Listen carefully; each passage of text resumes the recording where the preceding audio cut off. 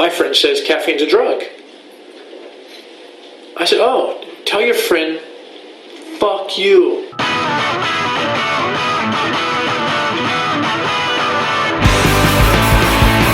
don't want to be your buddy, Rick.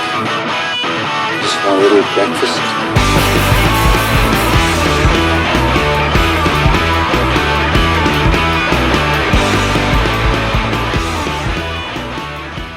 Hello and welcome to Breakfast Punks, a podcast about weird shit, DIY punk and trashy movies, brought to you by Sham City Roasters and Deadbeat Donuts. From Hastings, I'm Dave. And I'm Siobhan, and this is episode 32, where we're talking about the American record producer, musician and songwriter Phil Spector and murderer Philip Spector and the film Vice Girls from 1997. There's murder in that as well.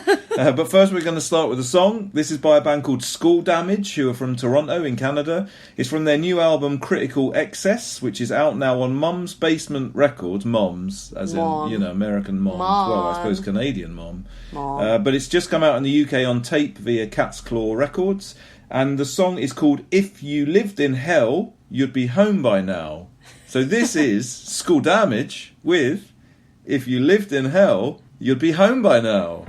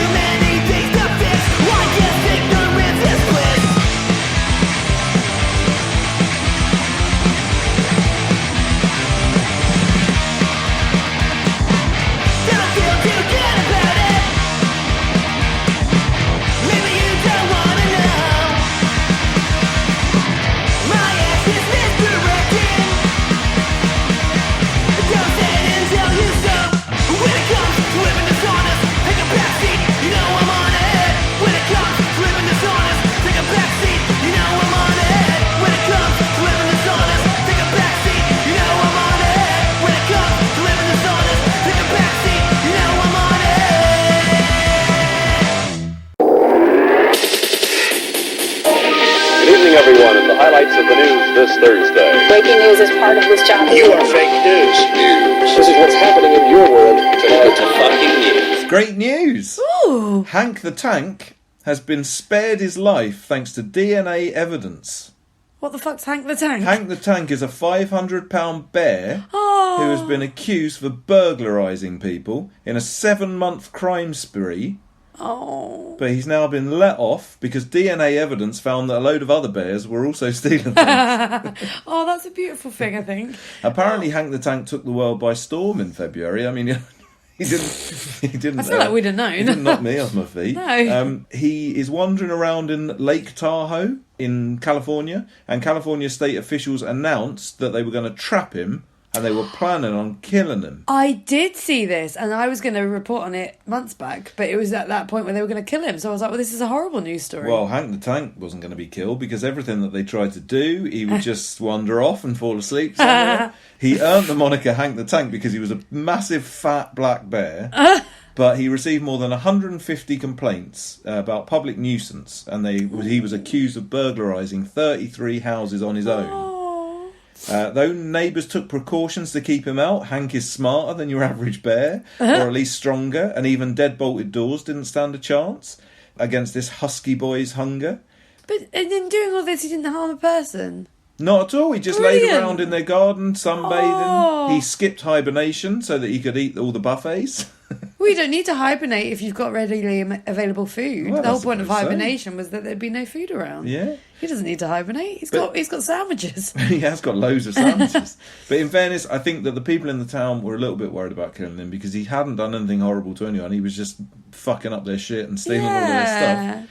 They were very relieved when it turned out that the Fish and Wildlife Department began collecting DNA samples, and it was found that the neighbourhood sweep was a group effort with at least 2 other large black bear bandits joining in on Hank's good times.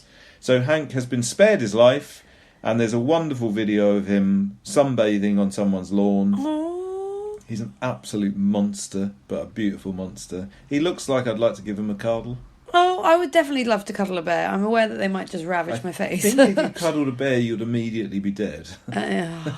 It's such a shame. He's £500, so he must be, what, 3, 4 of you? No, hang on. No, like 5, I don't know, 5 of you? I don't know how much I weigh. Might be insulting now. I know, I think you're being very he's- kind. I think I weigh okay. more than £100. I don't know. No, yeah, maybe. I don't really know with pounds. I only know wrestlers, and they're all as big as a bear They're anyway. massive. Oh yeah, but 2 wrestlers could cuddle a bear. That new guy in AEW, Keith Lee, who appears to just be a big fat man, but can actually do loads of athletics. He's not much less than He's that. almost £400, so Yeah. he's not far off the size of A bear. Hank the Tank. There you go. Good boy. I bet he has a lot of dinners as well. I bet he's munched a few. I don't think lunches. he's breaking into people's houses and stealing their food. Well, he doesn't need to. He's got all that wrestling money.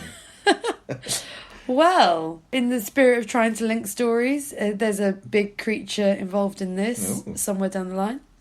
Time Traveller from 2743, and that's Time Traveller from 2743 in inverted commas.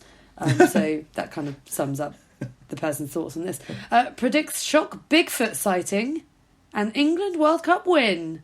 Fantastic Would a news. Bigfoot sighting be a shock? Because people are spotting Bigfoot all the time. I mean, Well- but they're just written off as lunatics. There's this. I would say that the only thing that's shocking about this is how accurate he's willing to be. So we'll get to it. all right. It's a TikTok space adventure. I think we've We've talked had about. we've had a TikTok. Is it Yeah. the same TikTok? I Space don't adventure? think it is. There's some hoo-ha with the TikTok space adventurers. So this man is called Time Traveller 2743. Very creative. He's posting from the future on TikTok. Oh. So he's currently in the future and he's just letting us know what's going on via the medium of TikTok.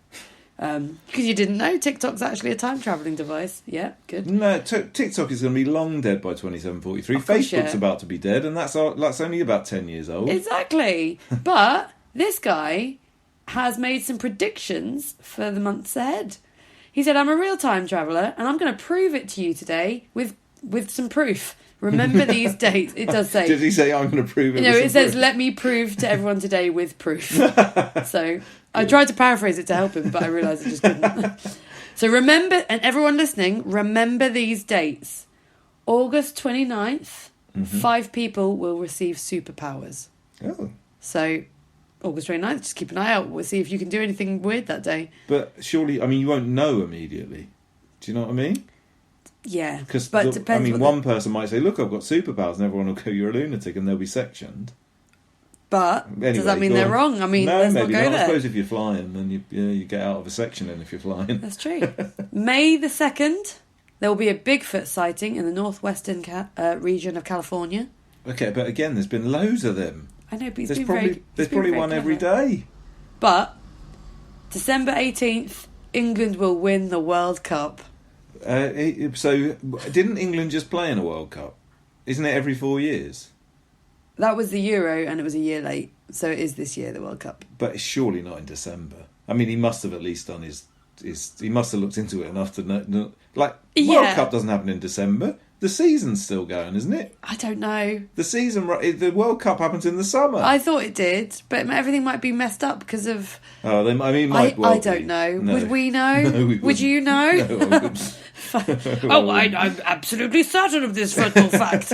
Yeah. So, linking back to what you said about whether this is the first time traveller we've had on here, I don't think it is. We've talked about time travellers on We TikToks definitely before. have had a TikTok. And I don't time think traveller. this is the same guy because this guy is apparently humans' quote last hope after another adventurer, the time traveller 2582. Maybe that's linking to the year that he was from. I can't remember whether that was his name or not. Well, that guy has claimed he has been arrested for returning from the future. What? So he's no longer TikToking because he says he's been arrested. Oh, he's been arrested in the future for No. going back in time, or he's been arrested here. Weirdly claimed he was arrested for returning from the future. So that sounds like he's been arrested in real time So, for having been to the future and come back. so he's been arrested in our time. We know, obviously, that he hasn't actually been arrested for travelling in time. So therefore, he's obviously done something sec- really dodgy. Or been sectioned. Or been sectioned. He said, our journey has come to an end, but this won't stop us, time travellers, from spreading the truth. Time Traveller 2743 is our last hope. He will continue to reveal the truth until they catch him. Stay safe. Do you know something? This is so weird, because this is really going to move on to my news story eventually. Yeah.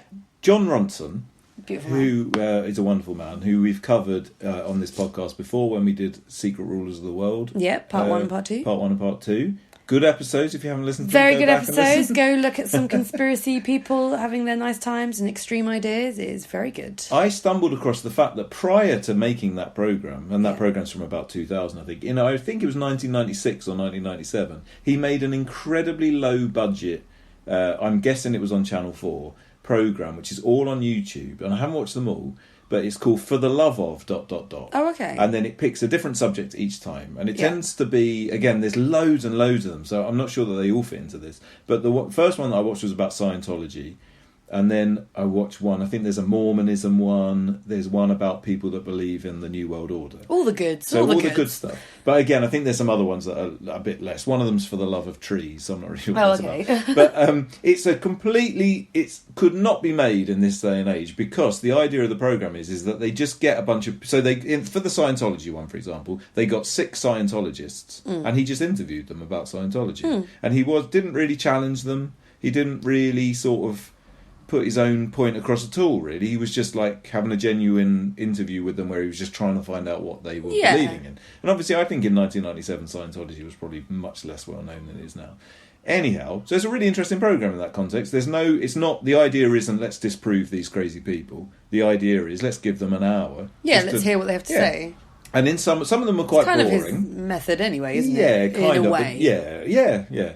But some of them are quite boring because the people just all kind of agree with each other and it's no big deal. But there is an episode about time travellers. Ooh. And there's 5 of them, one of whom is an old woman that claims to have gone back in time because once she was driving through France and she tells this brilliant story which reminds me of how you tell stories, where she tells the tiniest little aspect of the entire story. Basically, she's driving through France with her husband and her friend, Jean. Yeah. And they Good girl. stop, they pull off because they're a bit tired. They go to a hotel, and she does talk like this. And they didn't seem to have any electricity, and there was candles in the door, but it didn't matter. We had a steak dinner, and my husband had 2 lots of chips, and Jean only had a salad, and just went on, and it was like that the entire thing. And then we got up to the bed, and it was really comfortable. I was really surprised, but there was only candles in there, and I just didn't really know what to make of it. Anyway, the point is that when she left,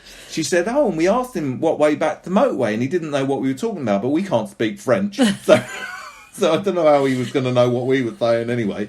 But he pointed us in a direction, but we didn't go that way, and I'm glad we didn't go that way because it turned out we went back 100 years in time.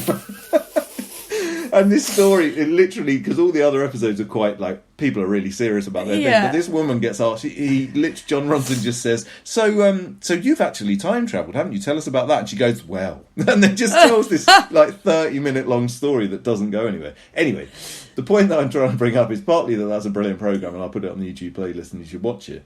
But time travellers, there was a guy there who had a little time travelling machine that he said, and he was obviously not. I don't think he was a full pack of cards. Oh. And so he said he brought this time machine, and they said, well, can you send us back in time then? And then he was like, oh no, it wouldn't really work like that. And then he just dug himself into a hole deeper and deeper and deeper and deeper about why this machine wouldn't work. But the point I'm trying to make is that time travellers cannot get along. They don't. They're not friends. So all 5 of these, with the Scientology one, they were all talking nicely. Yeah. With the Mormon ones, they're all sort of talking nicely. But in this one, the time travellers just rip each other a new arsehole. They all believe in time travel, but they're all they will not accept each other's version of time travel. Aww. And it just ends up in this massive argument, and it's fucking brilliant. And the only one who's not arguing is poor old Jean, who's just Jean. I've been back. I had a great time. I didn't know where I was going. Because they're all taking it really serious, and she keeps saying, well, I just thought it was a bit of fun, really. Me and Jean, we laugh about it. We laugh about it now.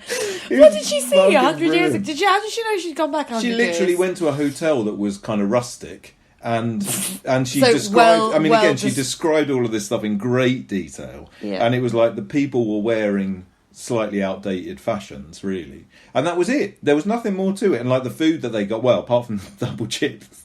Fucking hell. were- So it's because there was candles and they were dressed a bit old. Yeah, pretty much. And she just thought, I went to this hotel. I was back to normal once I got out. Well, there is a tiny bit where she claims that then they drove back on the same road and they said, oh, that hotel we went to was lovely. I'd love that. I think Jane wants another salad. And so they tried to go there again and they went back to and obviously there's no, one of the funniest thing is there's no Google Maps or anything. Yeah. So these people are literally like, well, how did you know that you were on the same road? You went, well, my husband's very good with a map. But he's not that good because you didn't make it back to that hotel. It was fucking brilliant. But the point is, they couldn't dear. find the hotel afterwards, so they decided that it was time travel. So I am definitely using that again. If I can ever not find my way back to something, I'm just Yeah. going to assume I jumped It's time. time travel. Sorry, that building doesn't exist Yeah, anymore. I had a salad. Put the there, phone away. and It's definitely not. The other really good one, sorry, just to go on about this program a little bit more, is the one where they talk to the people that believe in the New World Order, and they are really paranoid in a way that's almost about as extreme as I've ever seen anyone even in comparison to like QAnon and things. It's so, you know, I don't want to say that they got 6 mentally ill people to sit I was around about and to say, talk is about it their similar paranoia, to- but it kind of was. But at one point during that one of them decides that one of the other ones is an agent who keeps talking over him, and he's there deliberately, and he's been planted. And they have this really weird, Oh my God. like conversation where he's literally like, "Well, I think that you might actually be an agent of the CIA because you keep talking over me." Like that, and they're really like sort of little 5-year-olds having an argument. It's so interesting. Oh my God, 100% I want to watch this. Yeah, no, we should watch it. I'll put them all on the YouTube playlist, and yeah, I would really encourage anyone to watch it. It's really dry. It's like so dated. John Ronson's really young, and like people are smoking in the studio and stuff. It's just like it's really like it just doesn't look like anything from today, and it's really slow. And like I say, some of them are boring because sometimes, like when you ask the Scientologists, they're all just sort of like, yeah, it's great Scientology, and that's kind of it. Yeah, and there's not really anything more to it. But every now and again, he'll get the right group of people on there. Time Like I say, travelers. there's loads of them, and I haven't watched them all, so I would very much recommend that. But the reason why that is a good one into my story is that I listened to John Ronson's most recent podcast, Yeah. and I wanted to tell the listeners Yeah. a little bit about a couple of things that I've experienced in the last couple of weeks that have been amazing. Let's do And it. one of them is John Ronson's podcast. And it's called Things Fell Apart. It's made by BBC 4. I think he's done a number of things for BBC 4 where he's done these podcasts that are kind of like documentaries, but they're in a podcast. So he interviews people and he tells a little story. The other ones I think are all about pornography. Interesting. I think there was a murder. Some porno person got murdered. A little bit of a callback to last week when we just talked about porno the whole fucking time, but I won't go Please into that. go watch those. I mean, we're not. Please go and watch those porns. Go watch the porn that we described last week. Not all of it was porn, I swear. But the new John Ronson thing is nothing about pornography. It's called Things Fell Apart, and the idea of it is about the culture wars. And what he describes culture wars being is all the things that people bicker about on social media. Mm-hmm. And it's really interesting. It kind of follows on from his book, So You've Been Publicly Shamed, which is a fucking brilliant book that I would definitely recommend. But Things Fell Apart is really interesting because he takes lots of different aspects of like these culture wars, and he looks into the history of where they started. Okay. So one of them's abortion, one of them's trans rights, one of them is like QAnon, and I think maybe a separate one, or maybe it's in the QAnon about sort of like generally kind of like racism and things. But there's a really beautiful episode which is about HIV and about someone from an evangelical church who, when all of the American church was basically saying, oh, AIDS is what gay people deserve. Yeah. She sort of put her hand out and got one of the very first people to ever actually officially have AIDS went on her like TV show. And obviously at that time no one survived from that period, but this guy actually ended up surviving somehow. Okay. And so he interviews, she is dead now, but he interviews the guy. And I can't really explain why, but it is one of the most touching things I've ever heard in my life. It's amazing. It's only about half an hour long. It's absolutely incredible. I think it's episode 3. But I'd really, really, really recommend Things Fell Apart. Nice. And you get that wherever you get podcasts, I guess. Yeah, it's on Spotify. Like I say, I think it's probably on all the BBC things, but I don't mess with the BBC. Don't mess with the BBC. And the other thing I really want to tell you about, neither of these are news, really, and this one really isn't news because it's not even that new, is that I read a book. Well done. The end. Called The School of Life, written by Alan de Botton, who you know Yeah. because we watched Status Anxiety. Did we talk about Status Anxiety on the podcast? I don't think we have. We've also watched quite a lot of his stuff recently because you've kind of gone on a bit of a deep dive on this guy. I have. I had heard of him before because he's done one of his books is extraordinarily famous. The Consolations of Philosophy. It's not that one. There is another one that's much... What Proust has taught us about something. It's not even that. I can't think what it is. He's got a very mainstream, was in Smith's kind of style book because I've heard of him. No, I think a lot of his stuff was in Smith's because he was on the telly for a while. I mean, this is all a bit old now because all of his TV shows middle are 2000s Channel 4, isn't it? Yeah. But anyhow, this School of Life book, it's called An Emotional Education.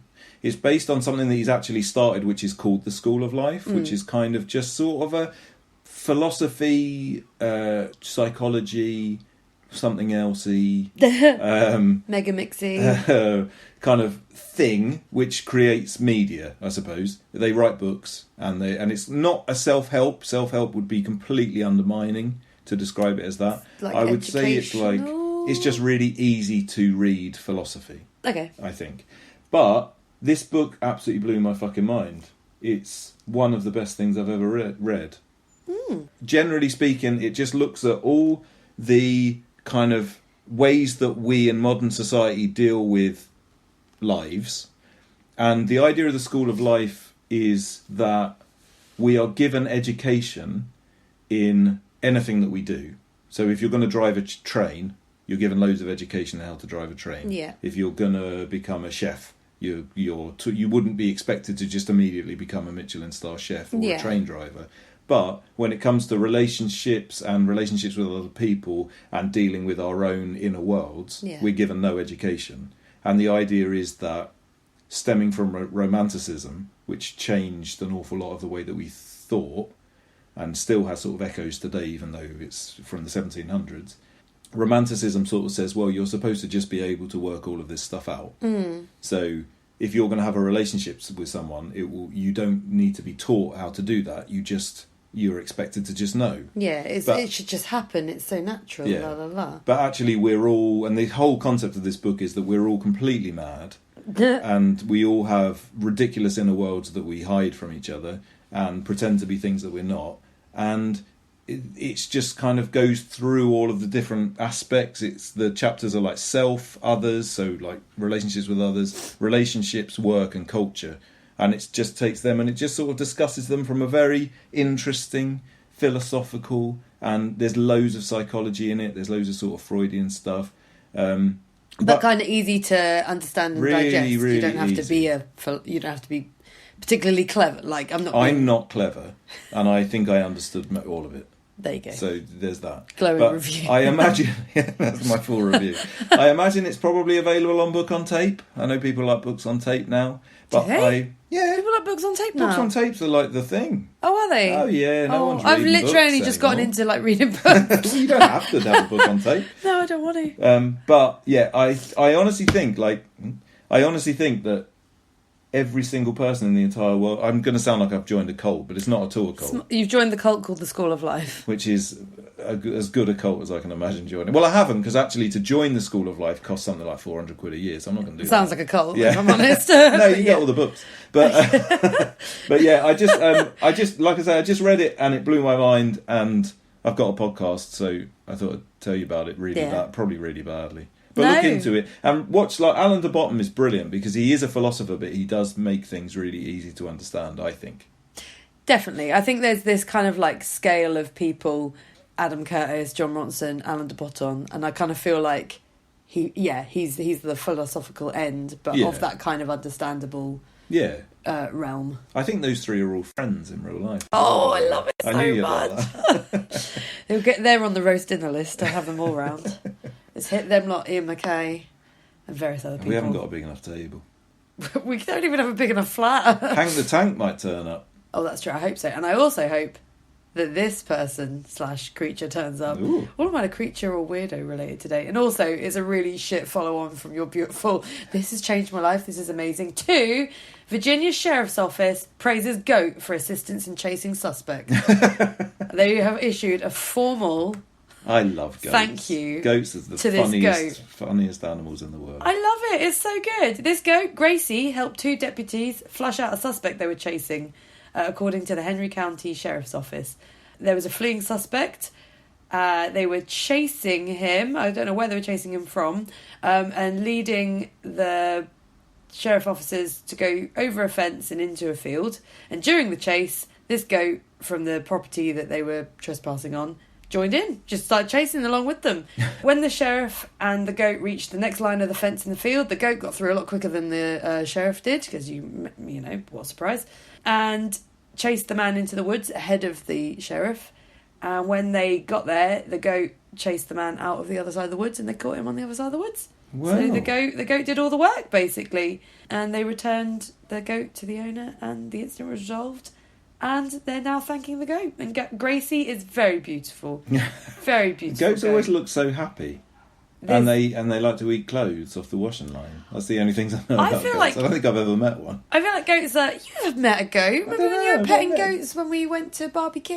Oh, you were I so totally in love with met that a goat. Oh, I'd forgotten about that They've goat. got those That big love funny affair I button had. eyes, so they look a bit like they've got that lizard feature where you don't really know where they're looking, and it's all a bit weird, but they're dead smiley. Are you saying they're secret rulers of the world?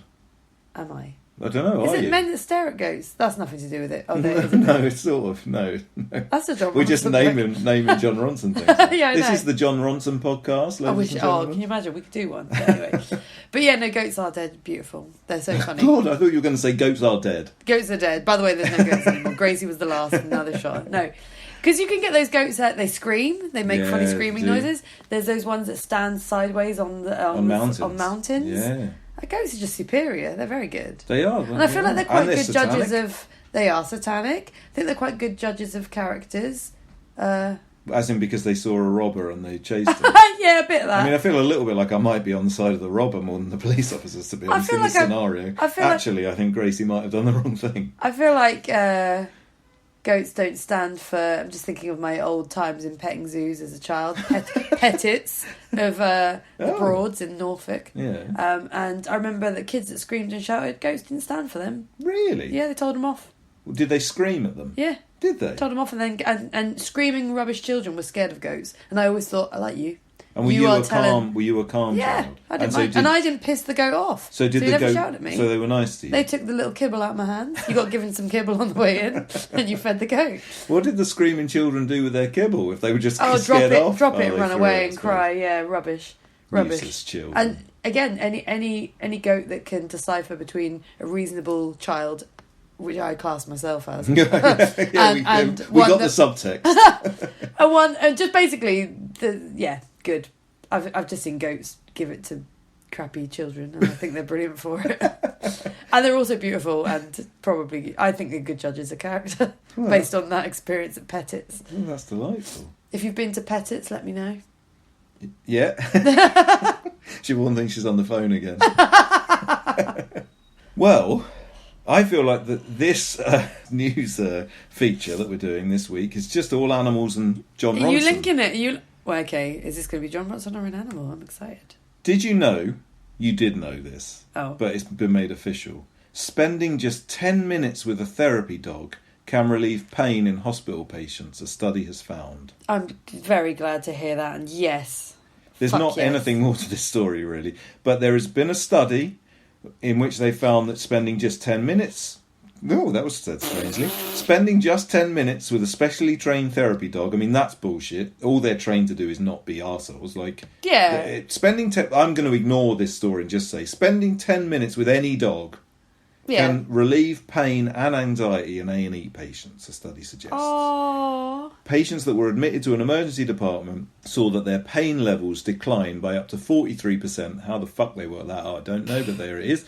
After interacting with a spaniel named Murphy. Oh my god, spaniels are so good. Depending on their mobility and condition, patients could pet Murphy or have him lie next to them as a source of comfort and companionship. Dogs are... and there's a picture of him laying on a patient and he's so cute. Oh god. Dogs are the best. Dogs are the best. I think that if you ever feel sad, you should just go into the street outside, find the closest dog, Yeah. And just sort of give him a little once over and let him get excited. Or even, to be honest, just go near a dog and look at his little face. Or her little face. And this is right and wrong for so many reasons. Social media is killing us, as you've mentioned before, and ruining our lives. And one I think thing that was in a Patreon episode, so most people won't have a clue what you're talking about. True. But yes, So social go to media, ladies and gentlemen, is killing us. and it's ruining our lives, according to Dave. Join our Patreon and go find that episode. What a joyous thing to find out about. There's other good things in there. You're all going to die. Join our Patreon. But one thing that you started doing before you got rid of social media or stopped using it is you were unfollowing and unfriending people. And I was like, oh my God, I didn't even think to do this. I mean, you're giving away the trade secrets. Sorry.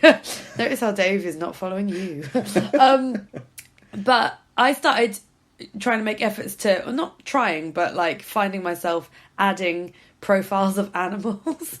Right. Because, and this is terrible. It shows social media for the shit that it is. I mean, this is exactly why social media is killing you. But my feed is now just full of happy dogs. But that's fine, but the street outside is also full of happy dogs. But what I'm saying is, if you're not able to access a street or go see a dog, if you're stuck at work and you're thinking, work is so shit, you could just go and find a picture of a dog. You get a lunch break. Or a little... You could leave work at some point. There's a dog called Norbert. And he's Norbert. Tiny, and his tongue doesn't fit in his mouth. I think he's a therapy dog. He's a therapy dog. He's a trained therapy dog. He's about as big as my fist, and he's brilliant. Yeah. And if you're ever sad, you just watch him, and he does this little dance.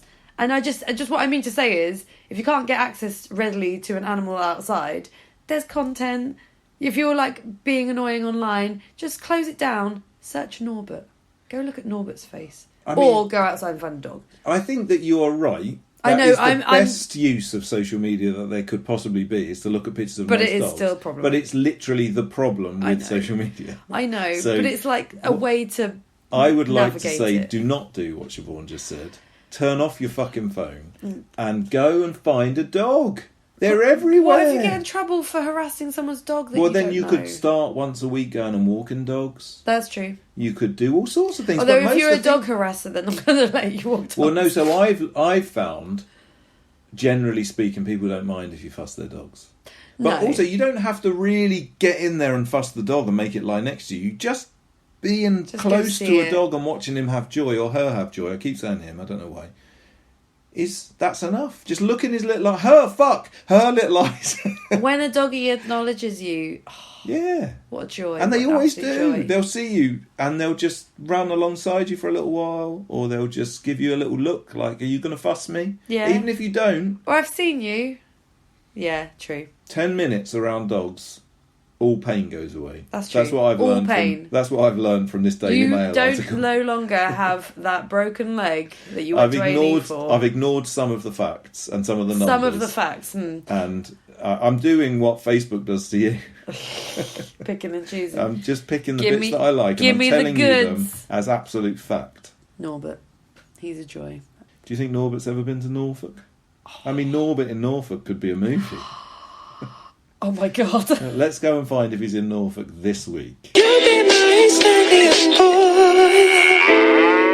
Alright, my darlings. I've been looking at the EDP or the Norwich Evening News website once again. Have you also been looking for Norbert? Did Norbert, Norfolk Siobhan forget about the conversation we literally just had? Norfolk Siobhan's only just arrived in the room and she don't fucking know what you're talking about. No, Norbert, to my knowledge, I ain't seen him. Okay. A lot of dogs in Norfolk, but I ain't seen Norbert. But what I have been thinking about this week is weird old Norfolk sayings. Sayings. Things that, you know... Not a seance, a saying. Sayings, as in... A saying. Things that you say. Yes, okay. Your grandparents might have said, and you thought, oh, I wonder what that even means. I'm going to think about them now. Didn't you buy me a fridge magnet with all these on them once? That was the A to Z of Norfolk stuff, and the fuck knows what was on that. I'm not sure that I even understood all of that. Yeah, most of it didn't. They were not connected in any way, and I'm pretty sure someone just made that up. Well, we're going to basically do the same. Okay. There was a book called The Norfolk Garland, and that's got loads of proverbs in it. Norfolk Proverbs? Norfolk Proverbs. So we're going to go through 20. We might not get through all 20. We might not get through all 20 because that might be a bit... Sit tight, everyone. That might be a bit soul-destroying. I'm going to read a proverb and you're going to give me a thinking about what you reckon that means. Oh, all right. All right? Mm-hmm. So, There's a scabby sheep in every flock. There's a scabby sheep in every flock. One of your children is shit, and the rest of them are better. Almost. It means both that every family has at least one member that causes them issues, but also that one scabby sheep, a sheep that has allergic dermatitis, can infect a whole flock. And that does mean that one person with a bad attitude could spread it to everyone. But so metaphorically, if it is talking about your children, not you obviously don't have any children. Yeah. But if it was actually talking about a family unit, that means that your one shit child, which the proverb says you have, is going to ruin all your other children. Well, you've mixed the two together, I reckon, but... Well, it's one proverb. Well, no, there's two meanings. Oh. Two meanings. One's about bad attitude, one's about bad child. I wasn't born in a wood to be scared by an owl. Is this that if you were born in Norfolk, then you shouldn't be scared of anybody else from Norfolk? That's not even quite as... it's not even quite as much as that. I'm not as easily frightened as you might think. Oh. That's all it means. Okay. You must eat another yard of pudding first. Well, that doesn't work, does it? Because surely... I do in Norfolk, apparently. I feel like that's kind of the equivalent of like you've got to finish your dinner before you're allowed your pudding, except it's saying you've got to have your pudding. What is it that you've got to eat? Do you eat pudding before your main meal in Norfolk? It's not really about your pudding coming first. It's more about you've got... It means you will have to wait until you get old before you can do whatever it is you want to do. Oh, that's fucking depressing. Sad, isn't it? Jesus Christ. I think it's saying you've got a lot of hard toil first. You've got to eat a yard of pudding first before you can do But what pudding you is want. nice, so it doesn't work. Surely I think that's if you like have a yard saying- of it, you might be a bit upset. Well, Although, maybe, but not over the course of a lifetime. what if it meant every day? If you had to eat pudding, A yard yard of of it pudding every day. every day. I mean, I don't really have much of a sweet tooth. I think I'd hate that. Yeah, but What's a yard of pudding? It's what if quite it was a lot. a yard It's like, of Yorkshire pudding? how big is a fruitcake? A decent sized Oh, fruitcake? you wouldn't eat that. No, I'm That's dense. asking, is that... No, all right, fine, but I'm asking for size. Is a long one of those long fruitcakes that Nan used to make? I don't know what your nan used to make. How would I fucking know? I don't know. Sounds How like long you've is a got yard some of pudding? A yard! That's a yard long! That's fucking says it in the proverb. But in, modern times, in centimetres. In fairness, I don't know. All right. That's a lot. Enough to make you a bit annoyed, I reckon, right? Okay. Proverb. To go down the red lane. Was that it? Yeah, that's the proverb. And the meaning ain't great. Is it something about period blood? No, but... to put something down someone's throat. What? I don't fucking know. To go down the red lane why- is to why put is- something in someone's throat. And also, why is it must be happening regular enough for there to be a proverb about it? I'm not very impressed with Is these it- grandparents from Norfolk Is putting it? things down people's throats so often that there's a proverb in the Norfolk Garland about it. I mean, pre-COVID, because obviously we were putting a lot of things in our throats during COVID. Yeah. What would anybody put in somebody else's throat apart from a penis? Well, the things that you did your tick over test. That's with. what I just said. Prior Oh. to that, when this fucking proverb was made, it wasn't. I presume these weren't written mid-lockdown. I don't think so. I mean, one of these is published in 1670, so probably not. Fucking not. God, they were all deep-throating in 1670. Wait. Don't be a gape seed. What? That's a proverb. I don't know. A gape seed is someone who finds something so strange, interesting, or unexpected that they stare at it with their mouths wide open. A gape seed. There you go. I feel like this is starting to turn into that woman's story about time travelling in France. Skip All right. to the end, shall we? No, well, I've got a couple. I think, unfortunately, they get better as they go along. Well, so- you should have started at the I end didn't then. realise. Go to Bungay and get new bottomed. Well, Bungay is an actual place, isn't it? Yeah, A new Bungie. bottom. I mean, it can only mean anal sex. can it not? No. They all sound very Actually- much like they're so, sexual. There was a time when Bungie was well known for producing leather items such as workwear, and when the backside wore away from an old pair of breeches, people from Norfolk would go to Bungie to get new pairs of trousers. So Bungay New bottomed. Bungay is a place which is known for fixing trousers. Norfolk's good, isn't that's it? That's what it's famous for. Norfolk's fucking Fucking brilliant. hell. I like this one because I don't understand the difference between the proverb and the meaning, and I like that they've put both. Right. A hog would have grunted. Is the meaning that a hog grunts? Even a pig would have acknowledged me. Oh no, I get that. Yeah, That's nice. That's sort of nice. What is it that you've dressed up so nicely, or something that even a pig would notice? I feel like that must be what it means. I don't know. Like actually. I look so good that even a pig would notice. But why a pig? I don't actually understand because I thought it'd be mean. I'll do one last one. He's got the fiddle, but not the stick. Is it someone that's got something but he doesn't know how to use it? A little bit, yeah. He's got all the books, but he ain't clever enough to know how to make use of them. Sounds like me. All the gear, no School of idea. Life. There you go. Anyway, we'll move on from Norfolk now. We'll play a song. This song is from the band The Sewer Cats, and the song is called Answer the Question. They're a band from Manchester, and this is from their upcoming album Cute Aggression, which is available now for pre-order via TNS Records. And this song is going to be out the same day as the podcast, and the album is going to be due out at Manchester Punk Festival. Well, I think it's due up by MPF. Hey, exciting. Also, they're coming and playing Hastings soon. I can't remember the date. June 18th, Oh, I'm going to there you say, or 17th. There's something around that time. Definitely do come because they are brilliant. So this is the Sewer Cats with Answer the Question.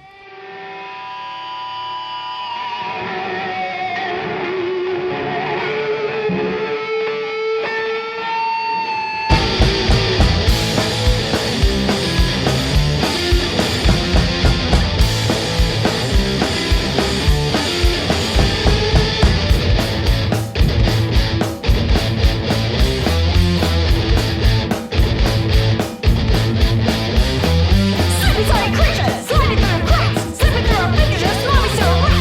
Shimmy, shimmy, salad, dodging all the facts, making up the numbers, practicing your act when you come too far. I see you sweating on a true war. Answer the question. What will it take for you to say it's right? What will it take for you to say it's right? What will it take for you to say it's right?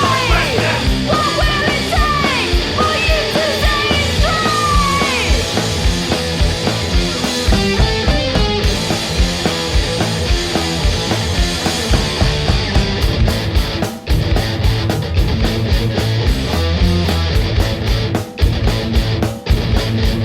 Compulsive loyalty, even though it's true. Saving people dying to think even bother you.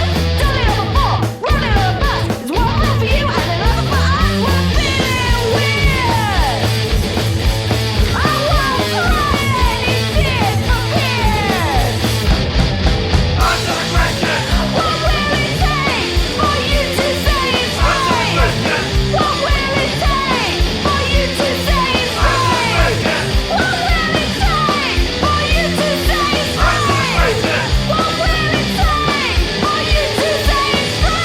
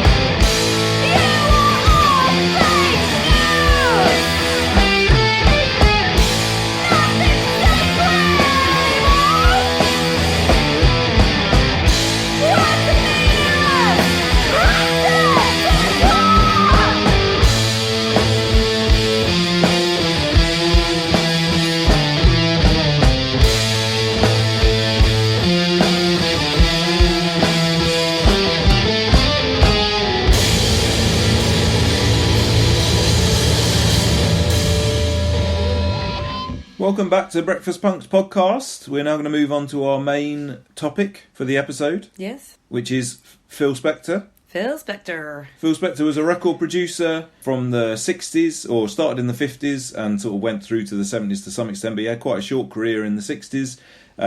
He created a sound called the Wall of Sound, which is very famous for. To vaguely explain the Wall of Sound, it is lots and lots and lots of instruments playing all at the same time. Yeah. But that doesn't really do it justice, because it definitely created something, I think, rather special. And the production techniques that were required, considering how long ago it was and how poor, relatively speaking, the equipment was, and obviously it wasn't digital and all of that stuff, was really rather difficult. He had hits with such bands as the Ronettes, the Crystals. He produced an Ike and Tina Turner song. He released an amazing Christmas album, which had all of his various artists on it, such as Darlene Love, Bobby B. Socks, Bob B. Socks. Would that have been your first introduction to him when you were growing up? Because it's a Christmas staple every Christmas, isn't it? Your dad puts it on. Yeah, I mean, my dad loved Phil Spector, and so I listened to loads of stuff. All of it all the really. time. I think it was a lot of Ronettes. But yeah, definitely the Christmas album to me was like our Christmas album. Yeah. So as a kid, every year, that just went on. As a kid? I mean, and now, yeah, literally yeah. to this day. It's, Yeah. it's amazing. I love it. It's And really- it is an incredible album, I think. Yeah. But then it's difficult, isn't it? Because music-wise, that's what sums up Christmas. Yeah. And Like, and probably nothing to else many does. other people, actually. Like, because when you started talking about Phil Spector back when, like, just even that Christmas album, when we were going to your house for Christmas, I was like, do I know Phil Spector? And you were like, no, you will. And when you go through his back catalogue, you're like, oh my God, he's done so much work that is so important, and that is, when you see it all together, you're like, oh, of course he does have that sound. It's a particular thing. Yeah. So for those who are listening that maybe are like, how much Phil Spector do I know? You're about to find out that you know tons of it. And we'll put everything on the YouTube playlist so you can have a lovely little playlist of nice things to listen to. Yeah, definitely. And I mean, he had a period in the 60s where he himself became very famous, and definitely at the time, being a famous producer was not really a thing. And I suppose in modern times that is quite a famous thing, but I guess the role of producer in modern times is very different, like as far as like superstar producers and stuff and all this kind of more dance end of things. Like, Phil Spector was a famous person. He wrote a lot of the songs as well, and his production techniques were used on people that often were quite interchangeable. He didn't really give a great deal of respect to the artists, although he did work with some incredibly famous people.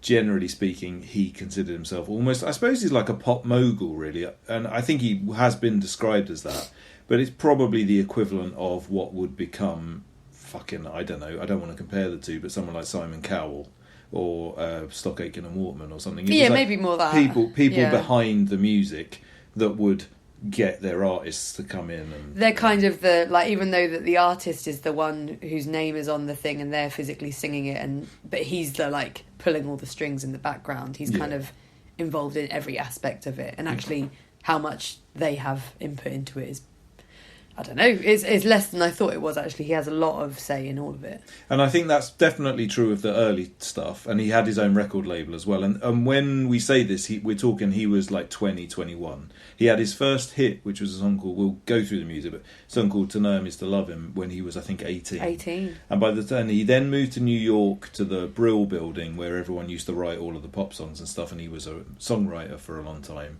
And then he started producing things. And he was, like I say, very famous for being the producer. But then later on, he would work with people that had fame themselves, including the last Beatles album he produced. And all of the John Lennon stuff. John Lennon's solo stuff and George Harrison's first solo album. Paul McCartney hated him, so he didn't work with him. And later, The Great Heights of Star Sailor. Well, we'll get to that. We'll definitely get to that. Well, more importantly, probably from the perspective of everybody listening to this, he made a Ramones album. Oh, yes. End of the Century, which was fucking amazing. So we'll get into the music. We've worked out a kind of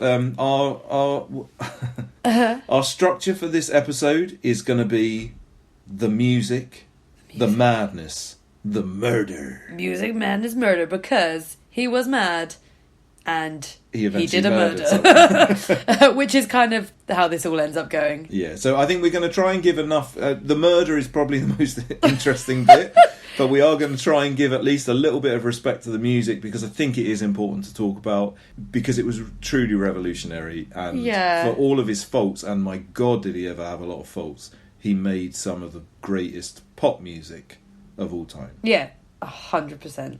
To do this, we've used a bunch of different sources. We watched a great film called The Agony and the Ecstasy of Phil Spector, which was made by the BBC when he was on trial for murder. Yeah. So it does kind of concentrate mostly on the murder, but it is really interesting because it goes back in history and it kind of merges everything all together. Yeah.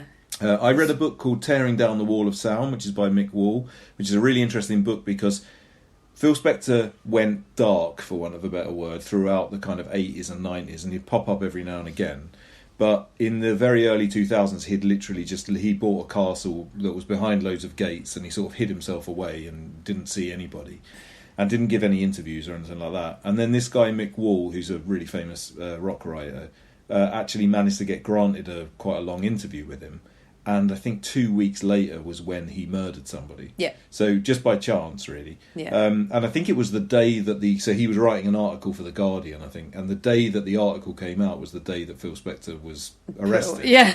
So it's really weird timing. And so then he used that interview and obviously a lot more to write this book. Yeah.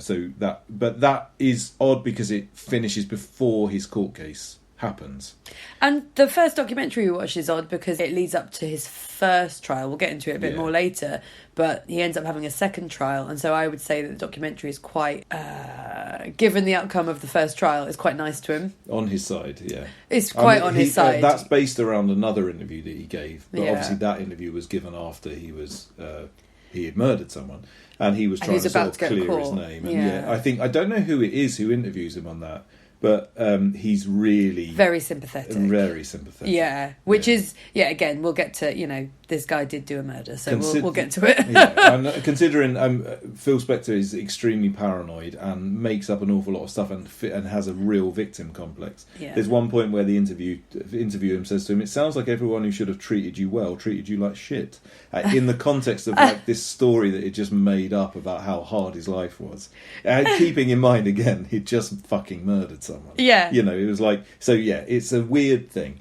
But then we also music wise we watched a film called The Wrecking Crew, which I think is quite a famous film about the band that played on all of his albums. And The Wrecking Crew is a band who were like session musicians who weren't famous in any way, but they played on almost every song you could possibly imagine, including things you wouldn't expect, like they played on all the Beach Boys records. Yeah. The Beach Boys didn't actually play them, and the Byrds, I think they did a few of their records and stuff.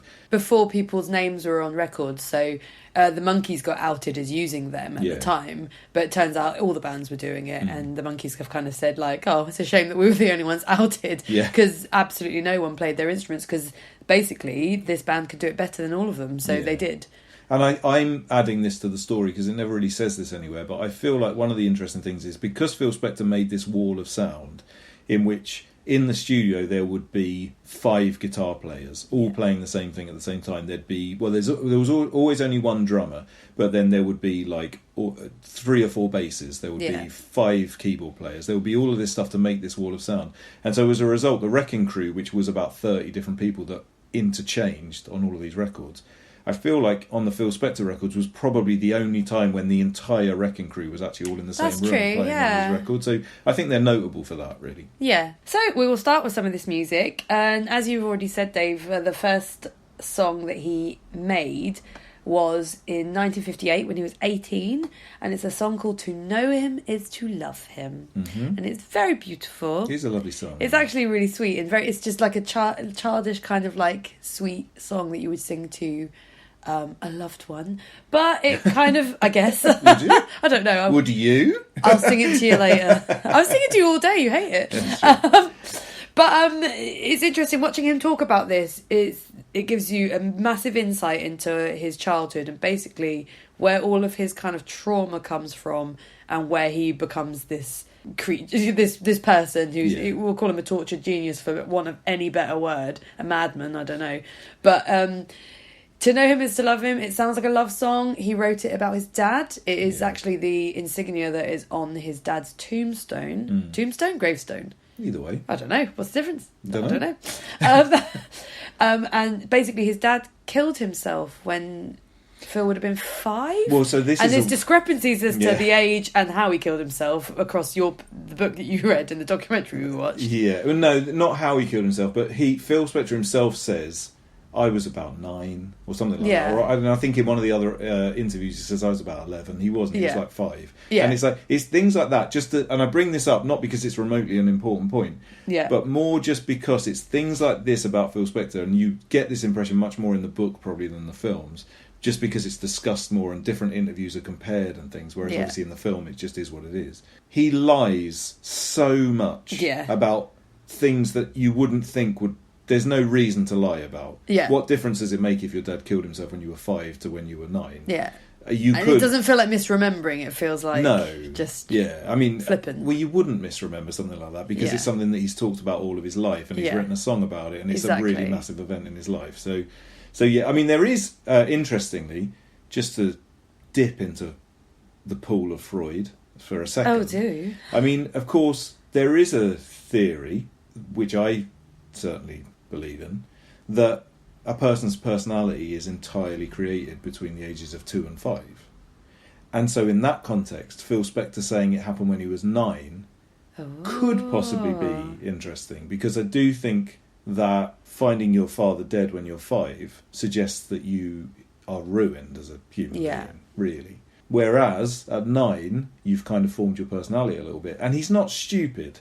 And he Yeah. definitely has gone through a lot of psychology. And Oh, he definitely has some awareness of this stuff. So I do think there could be a reason to lie in that Okay. context. It's a very subtle one. So yeah, he does say some things about the dad killing himself and his childhood generally. He says, it was not a happy childhood.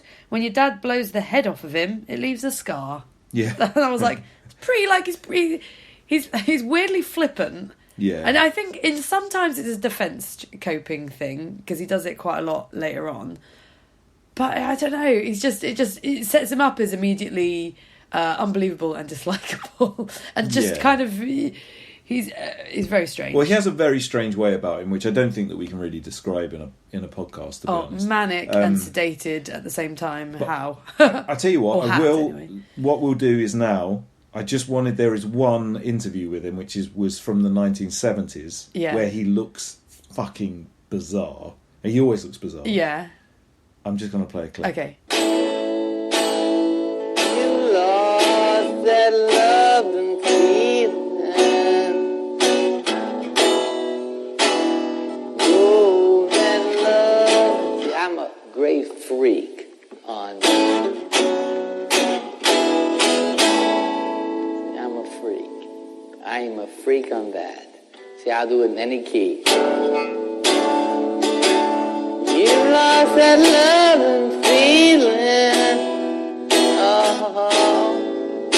I mean, Marty always says, go in the goddamn studio and record. You are natural, Phil. You can do anything you want to do. You can get the greatest band. You can do anything you want to do. Any color hair you want, any color beard you want, just do it. You lost that love feeling.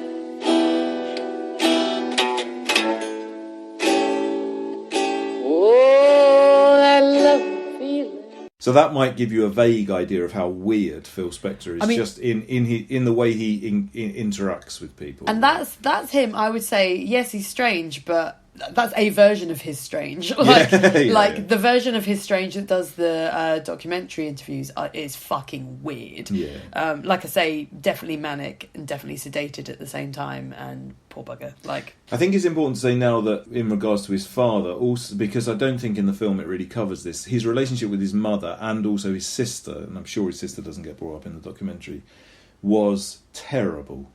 So people who describe his house as a child was that it was just them screaming at each other constantly, non-stop. His sister had a lot of mental health problems and ended up being institutionalised for most of her life. She would sometimes turn up and do weird things and kind of bother his friends Be and his overbearing, girlfriends. And obviously yeah. this was when he was like a famous person, so sometimes it was, famous people or whatever. His mother would sometimes come to the studio. They would have, in front of people, just have, screaming arguments. yeah. So he had basically the worst possible, from what I can, on the surface, Yeah. just summing it up, he had more or less, and there's no excuse for what he ended up doing, Yeah. but he had the worst childhood you could possibly imagine, and I think it definitely shaped his character in later times. Oh yeah, I mean, so that's just like his childhood and the home time. At school, he reckons he was rubbish as well. He said, I was a loner. He said, and this is what I quite liked. He goes, my school motto was dare to be different. And he goes, no one did. I was the only one daring to be different and taking it seriously. But that is twofold. It gives a hint about his kind of inflated sense of self. Yeah. But he says, I was not wealthy. I was not part of any clique. I didn't care. But he said that he related to people that he felt were also underclass or whatever. So he said that he had a lot of things in common with people of colour. And again, I think he's inflating it a little bit, but he kind of, where he saw himself in the world. I mean, he played that out over time in a lot of ways, though, didn't he? I mean, he did tend to surround himself with people of colour. Yeah. And obviously all of his singers in the first instance were. Yeah. But I still don't know how much of that, and this is the last time I'm going to say it, because we're going to base a lot of this on the interview that he did. I think a lot of what he says is self-mythologizing. Yeah, so like, which he does a lot of in general. Exactly, and sometimes it's obvious and sometimes it's not. But with that, again, there's no reason why that wouldn't be true, that he got bullied at school and that all of those things happened. Yeah. And I'm sure that's probably... He was a very small fellow. He was, I think, barely 5 foot. Oh, gosh, yeah, teeny tiny. So, I mean, you could see him potentially being bullied at school. Oh, yeah. But I still, every single thing, and again, I won't say this again, just presume that I've said this about absolutely everything we're going to refer to about Phil Spector. I don't know how much that's true and how much that's self-mythology.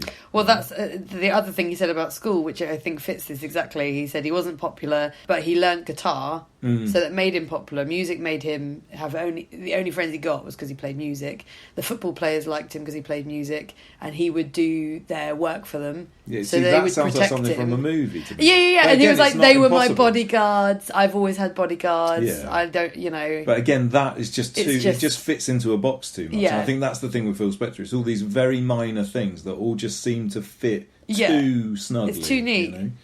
But one thing he did do is he wrote To Know Him Is to Love Him. It goes to number 1. He's 18. He writes it. He doesn't produce that one, I don't think. No. Not really sure. But he does sing on it. Goes to number 1. And all of a sudden he's like a teen star. He then, 2 years later, writes and records and produces a song called Spanish Harlem, which he does all on his own. He's 20 at this point, I think.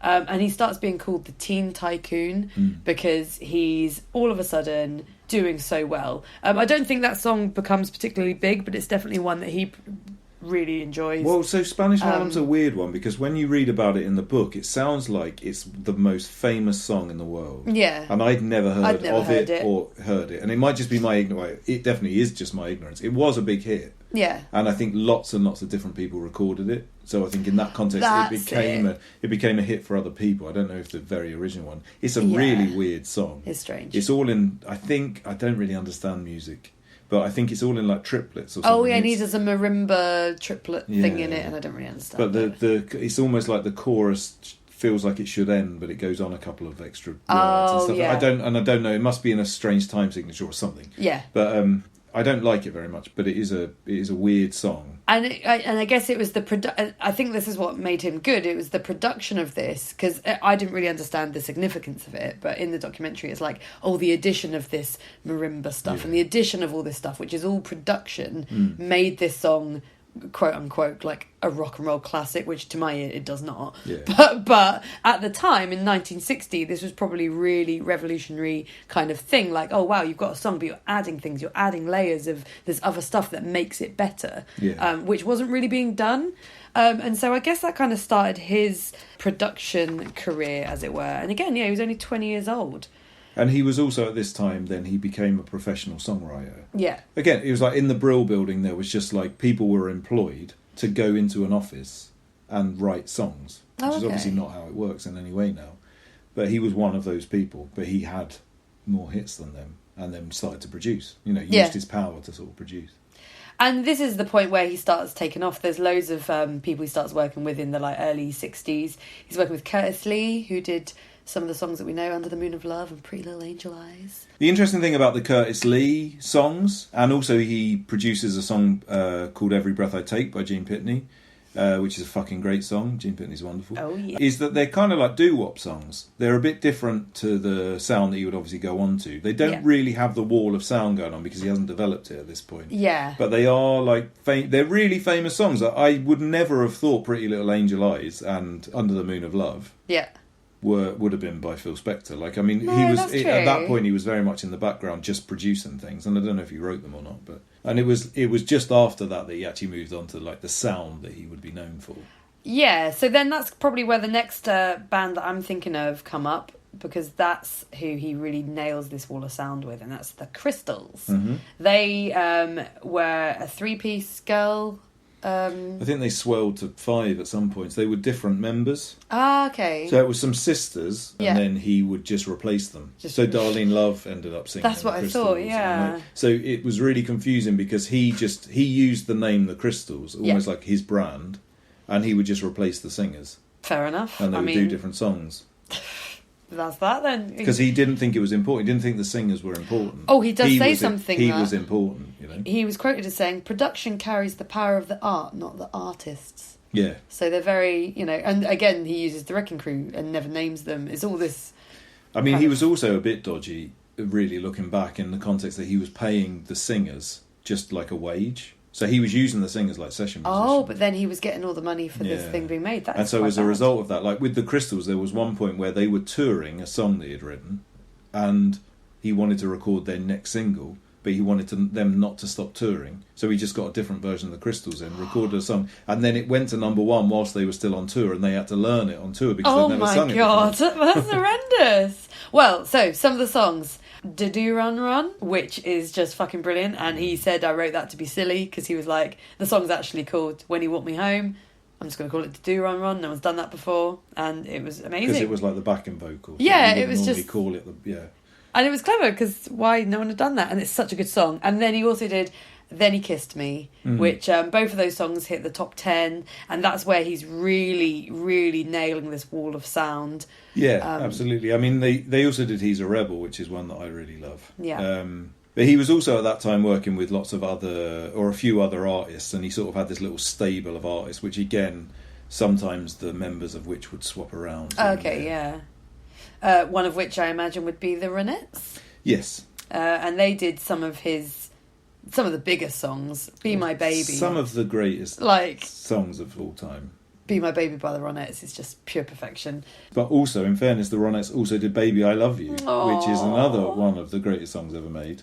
And of course, at this juncture, we probably should talk about his relationship with the Ronettes, or more importantly, with Ronnie Spector, who is the lead singer of the Ronettes, who they are named after, obviously. And Phil Spector basically fell in love with her, and they eventually got married. They had a very unusual relationship, I think it's fair to say. So their wedding day was really strange. They must have had a really good relationship up until this wedding day, although... Well, they maybe didn't not. really. So, we'll get to that. On the day of the wedding, they get back to wherever they're living, and Phil Spector's got someone putting bars up in the windows of the house in Ronnie's room. And so that's a bit of an indication of, things are changing. And it just becomes this weird relationship of she can't go anywhere. In fact, she's not really allowed out of the house. Her whereabouts are known at all times, and it just sounds like a really controlling, horrible situation from the little that I know about it. Well, so the book paints a slightly different picture, but there's no question that is... What you've just said, I think, is completely true. But I think that it's slightly more complex than that. And the thing is with Phil Spector, we did watch one other thing, which was like on YouTube. Yeah. And it was like some sort of Vanity Fair expose or something. Yeah. And in the terms of that, it's very much in tabloid ways, and I'm not making any excuses for Phil Spector here, but in tabloid ways, it's very easy to be like, he put bars up at, he kept Ronnie Spector like a prisoner. And I think that she wrote a book which more or less said that. So that might all be completely true, and I'm not getting on anybody's side in this or making any excuses for anybody. There's no question that Phil Spector was extremely controlling towards everybody, including her. One of the things I found quite interesting about the book is that he had obviously been extremely controlling to her throughout their relationship from the start. And I do think that the book, a little bit like the film, is kind of on Phil Spector's side to some extent, although it goes backwards and forwards a bit. But there is a lot of talk about how Ronnie Spector was was kind of, she wanted to be a star, and she thought if she married Phil Spector, she would become a star. And so all of his bizarre behaviour, which was all going on before they got married, she just accepted because she had, aims to be a star. That doesn't excuse being locked in a house or anything. But the bars on the window were everywhere because he was really paranoid and he thought people were trying to break in. And also he was extremely paranoid that she was going to have an affair. So it was a mixture of both those things. So it's slightly more complex, but more or less, as it looked. But one of the interesting things I found about the book was that in reality, there is loads of stuff about how she could basically leave the house. Oh, okay. So her mother would come and stay with them. There was periods where she left him at one point. And she left him for a number of months and then came back.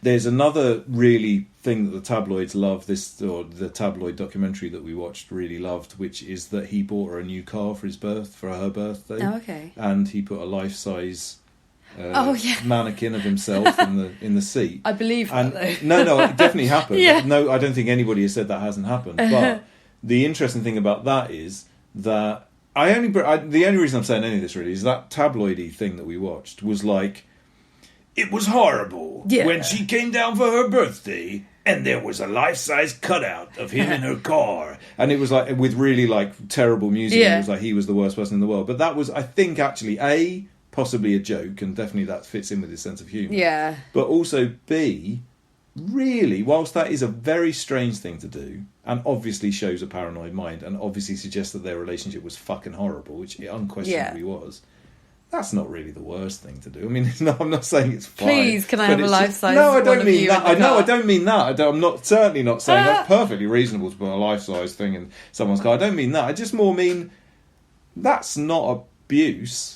You know what I mean? That's just something stupid that someone's done because of their own paranoia. Yeah, and again, I'm not making excuses because he obviously was a fucking horrible husband. Yeah. There's no question that he did. He locked the kids in their bedrooms as well, didn't he? So. But then there was that was one of the darkest things about their relationship. Every time their relationship went wrong, and keeping in mind it only lasted for about 18 months or something. Oh, God, yeah. Every time it went wrong, he would adopt children. Yeah, and say, ta-da, look, you're a mum now. And he brought her twins, and then he brought her a son. Yeah. And these kids, obviously, they were just looked after by nannies. I mean, no one was interested. Ronnie Spector, probably as a result of Phil Spector's behaviour, became an alcoholic. She ended up spending this is the other interesting thing, which doesn't fit in with the tabloid version of the story. She ended up spending loads of their marriage in drying out in a psychiatric institution.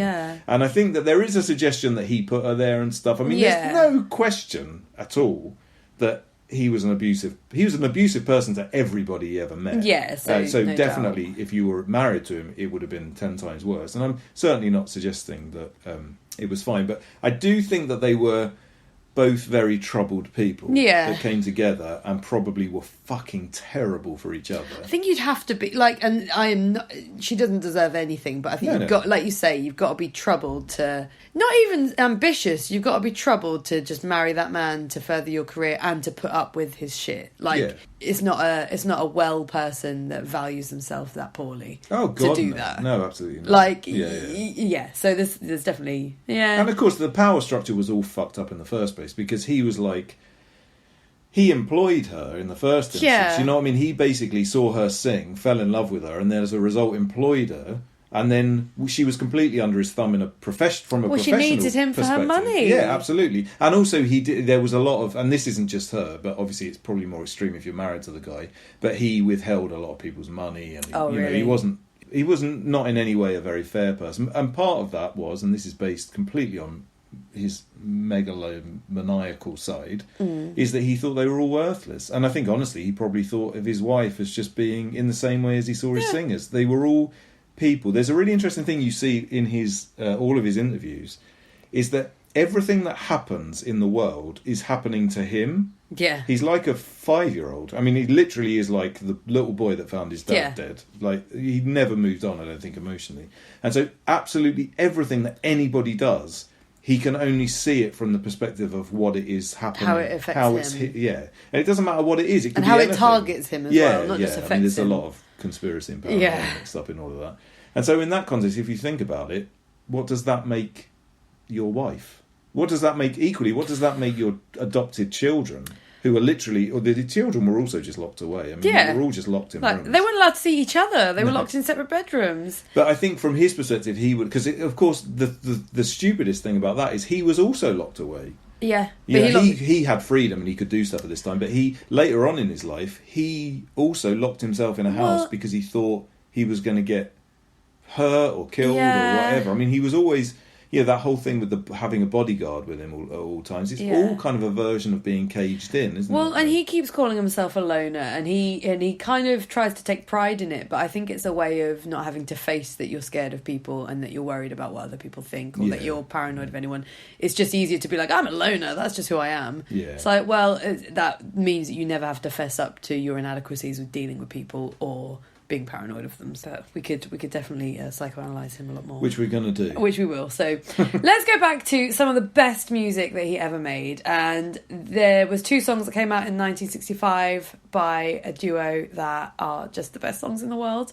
Unfortunately, Robson and Jerome ruined them, but for everyone. No, I'm joking.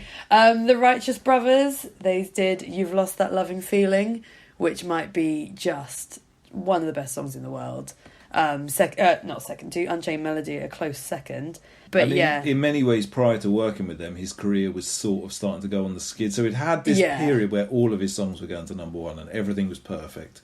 All of the Ronettes songs did, all of the different things. And then I think it was that year, just before working with the Righteous Brothers, that the Christmas album came out. Oh, okay. And the Christmas album, actually, for all of how it's remembered now, I think, anyway, that might just be in my family, but I'm pretty sure it is fondly remembered generally, was a bit of a flop commercially. Yeah. Because I think I'm right in saying it came out just after the Vietnam War started. Oh, that would make some sort of sense. I think that's 64? right. Definitely there was some reason why the world was not ready for a Little Happy Phil Spector album. Yeah. And of course the 60s were changing. And also his sound was completely ruined when the British invasion happened and the Beatles came over and the Rolling Stones. And so music was really changing. So he was making these little pop... These ditties. Little He wasn't nice doing songs, rock. yeah. And then, of course, all these people came and they were playing their own instruments. And I suppose in comparison to Phil Spector, you can see that the Beatles and the Rolling Stones sound like... It's almost like punk happening. Yeah. So the Righteous Brothers, I think, was him trying to kind of... Come back. Get back. And obviously it worked. Oh, and it was amazing. I think, is it Unchained Melody is the most played song of all time? It's one of these them two too, is. yeah. It might be You've Lost That Love and Feeling, but I feel like it must be, I don't know which one it is. You've Lost That Love and Feeling was the one that went to number 1 everywhere. Yeah. Unchained Melody really didn't, but still did very well. Something I liked about You've Lost That Loving Feeling is he made it really long, and he lied about how long it was so that the radio would play it, because at that time a song that was 4 minutes long wouldn't get played, so he lied and said it was 3, just let them play it. But other than that was probably his last big hit, which is weird because he did carry on and do a lot more really good songs, but at that time people weren't really ready for it. Well, yeah, he definitely didn't really have another hit until he ended up doing something different. So that was the end, to some extent, although he continued trying, that was the end of the Wall of Sound. Yeah. I think. And keep in mind, I mean, his career was more or less over, and I think he retired shortly after this. I mean, he came back. Yeah. But so I think the Righteous Brothers was kind of, relatively speaking, a hit. And then he recorded River Deep Mountain High with Tina Turner. He said that he needed an artist that could live up to the record on stage, and he found it in Tina Turner. And so that was a flop. Yeah, and wasn't he fucking angry about it as well? Oh my god. So basically it didn't do well in the US at all. I think according to this list I've got, it made it to number 88 in the charts. But in the UK it was really well loved. It was number 3. And one thing he did, because he was doing really well, the US public are obviously enjoying him, so he paid for a billboard that, I can't remember what it said, but it somehow disrespected the US audience and said something like the UK get it. So I'm not going to get the right person, but it wasn't a billboard, it was in Billboard magazine. Oh, it was okay. a full page advert that said, I want to say General Custer, but it's definitely not General Custer. Whoever it was in the Revolutionary War that sided with Britain. Right. Whatever general it was, I can't remember his name. Okay. It said this person was right. Yeah. Tina the Turner, Brits Mountain get it. High, number 1 in the UK. Or Yeah. something like that.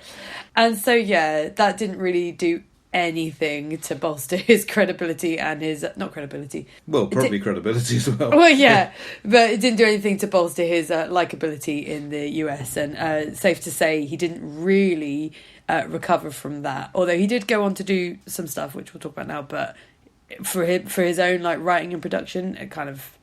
I think that was the dwindles end of from his career as it was. What he's famous for, if you're talking about like the Wall of Sound, Yeah. talking about all of these like pop hits and stuff, that was the end, pretty much. But then he got a bit of a lifeline shortly afterwards. So, I mean, he tried a few other things, and I'm fairly sure around about this time he did actually say he'd retired. Okay. And given it all in. And then the Beatles had recorded Let It Be, their last ever album.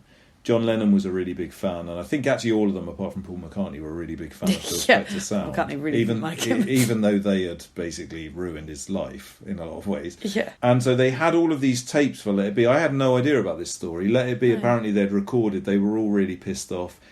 Half the time, like they obviously weren't getting along. There was all of these tapes from all of these different sessions. Some of them were like out of tune, and someone was poodling around on a bass and playing all the wrong notes and all of this sort of stuff. They said he was out of it and he wasn't playing anything right. Yeah, so he got all of these tapes and he put together the Let It Be album. Yeah, and very quickly, because they'd been trying to produce it for months. I think even years, And maybe. years, yeah, they had it. They'd been sat on it for a couple of years, and they give it to him, and he got it sorted in about a month, 2 months. Yeah, and they knew it was the last album, and none of them could be bothered to get together and actually do it. So it was literally like snippets of sound that he then took and like put all together, and then on top of that, added loads of his own extra stuff. He got musicians in. He added like lots of strings and orchestration and stuff like that.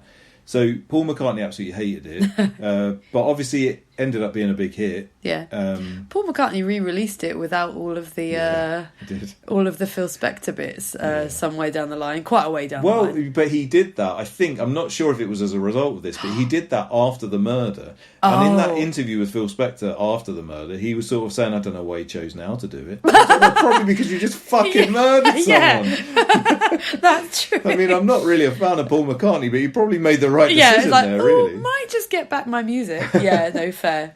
But this gave him a lifeline, and then it allowed him that. So obviously the Beatles split up, and then he ended up producing all, like we said earlier, all of John Lennon's stuff and George Harrison's first album. And something else that I found interesting that I had no idea: George Harrison's solo album was the most successful. First one was the most successful one. It sold way more copies than both. Like the Wings, early Wings stuff. Oh, really? And John Lennon's solo stuff. I don't know how that could be, but it was. It was a massive hit, apparently. That's interesting. I would say, and it's not really important in the world, but it would have been important to Phil Spector, that the only awards he got, like proper like musical accolades, was for the George Harrison stuff. Yeah. It got Grammys and it got all this stuff. So for whatever reason, people really liked it. I don't know if it's because it was quite Jesus-y, but... Yeah, it was very... Well, it wasn't just Jesus-y, was it? It was sort of generally...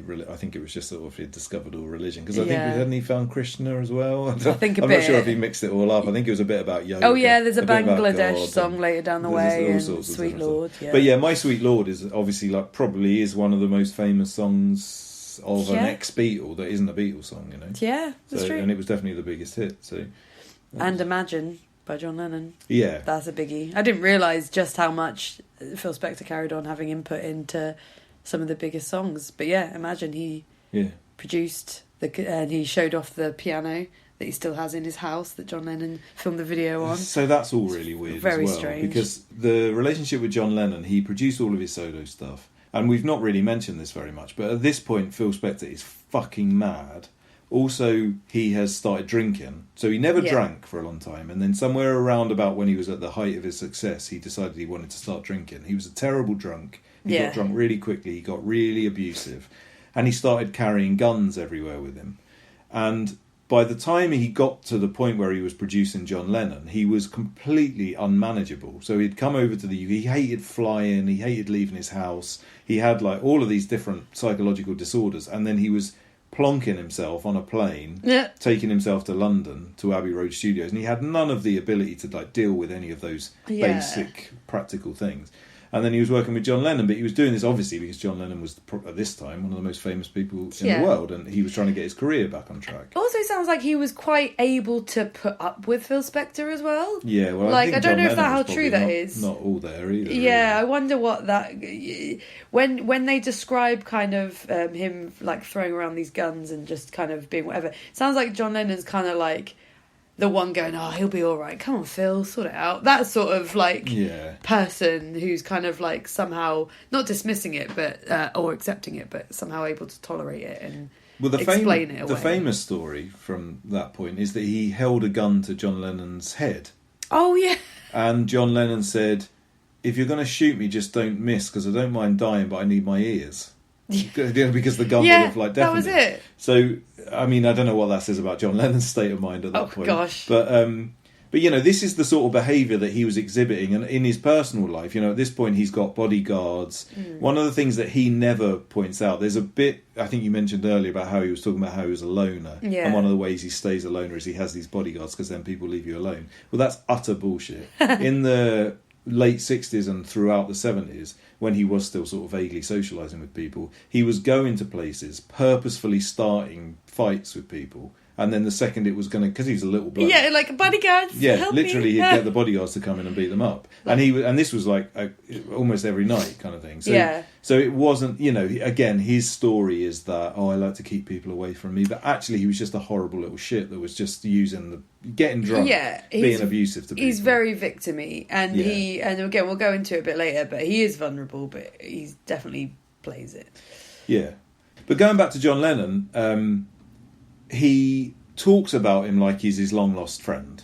And obviously, fairly shortly after he'd worked with him, John Lennon was murdered. But the truth of that story is that as a result of his terrible behaviour, him and John Lennon fell out long before. And I think, actually, the last John Lennon album, I think he got remixed by someone else. I don't think he was even happy with him on a professional level. And so by the time John Lennon was murdered, him and Phil Spector were not getting on at all. They weren't talking, and they were angry with each other, I think.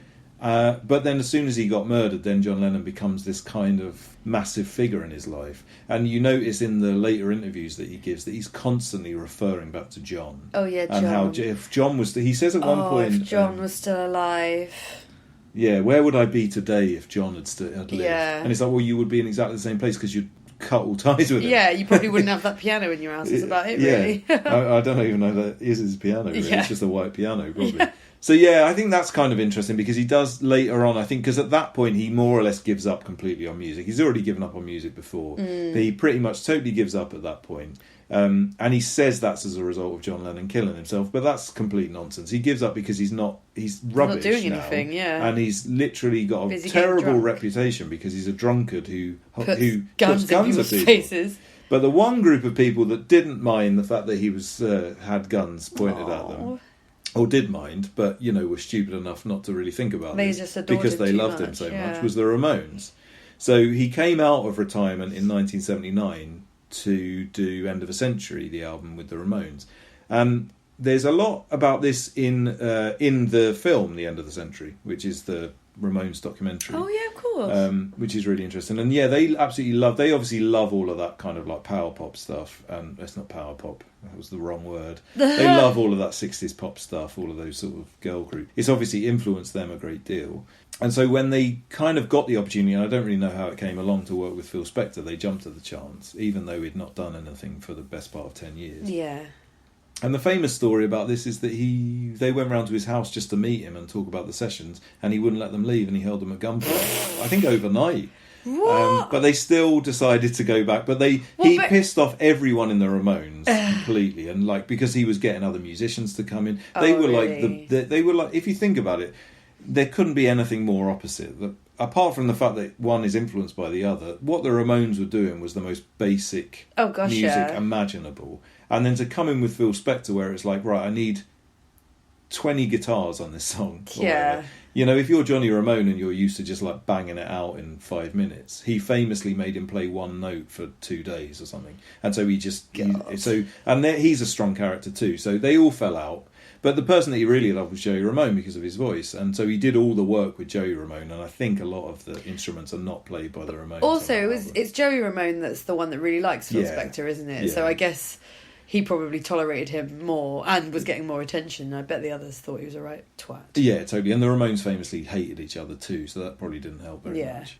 And then following on from the Ramones, he really did give everything up. And he only came back out of retirement in 2003, just before murdering a woman, when he did a couple of songs for Star Sailor. Yeah, but they were well chuffed. The really bizarre choice of a kind of English shit post-Britpop band. I don't remember them doing it around the same time as like Keane. It was all that Yeah. sort of shit, isn't it? Apparently, what happened was he liked to start the Star Sailor album. He went and he did produce 2 songs for them, Right. and they fucking loved them, and they thought this is the greatest thing in the whole world. We've got to do a whole album with this guy. The 2 songs was kind of to test him out. Yeah. And then he came back and he was a fucking nightmare. So they And then he stopped murdered using it. someone And then that he year. murdered someone, yeah. So we have alluded to quite how mad Phil Spector is, but we could just discuss that a tiny bit because all of that childhood trauma and all of his nonsense, there's no way that this man wasn't clinically mad. In the documentary, he's clearly medicated with something. Extremely But also medicated. still really manic. And they Yeah. do mention him as having, maybe I've misremembered this, as having bipolar. Yeah,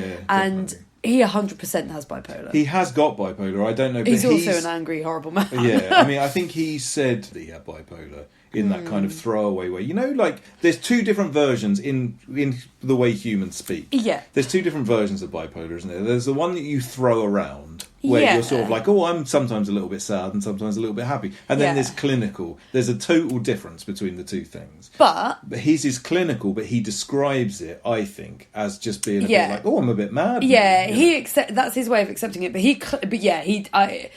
I agree. There are people that just go, oh yeah, I'm this, and it's like cool. But he clinically is, this obsession with everything meaning something to him.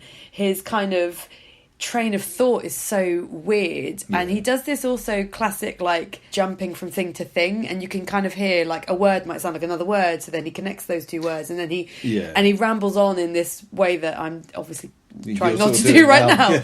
But like he does all these weird connections that makes it really hard to follow, but in his head you can see that he believes makes perfect sense. And he does a lot of that, and they don't cut it out. I mean, I wonder how much of it he did in the interview, but it's interesting that they include some of what I consider quite obviously that. I think, I mean, I guess, but maybe I would not to guess everyone's that's eye. deliberate from the documentarian's point of view. Yeah, I suppose. show him as vulnerable. I mean, he's also paranoid, no question. I mean, he's almost like a comic book version of what a paranoid person would look like. Yeah. And I think there is an aspect of Phil Spector's personality in which, and it's a little bit like Michael Jackson in this context, I think. If you take someone that's got loads of weird beliefs and is manic and depressed and has lots of mental health issues, but you give them all the money in the world and don't do anything about if they do something criminal, they don't get punished for it. If they do something completely mentally unwell, they don't go to hospital or anything.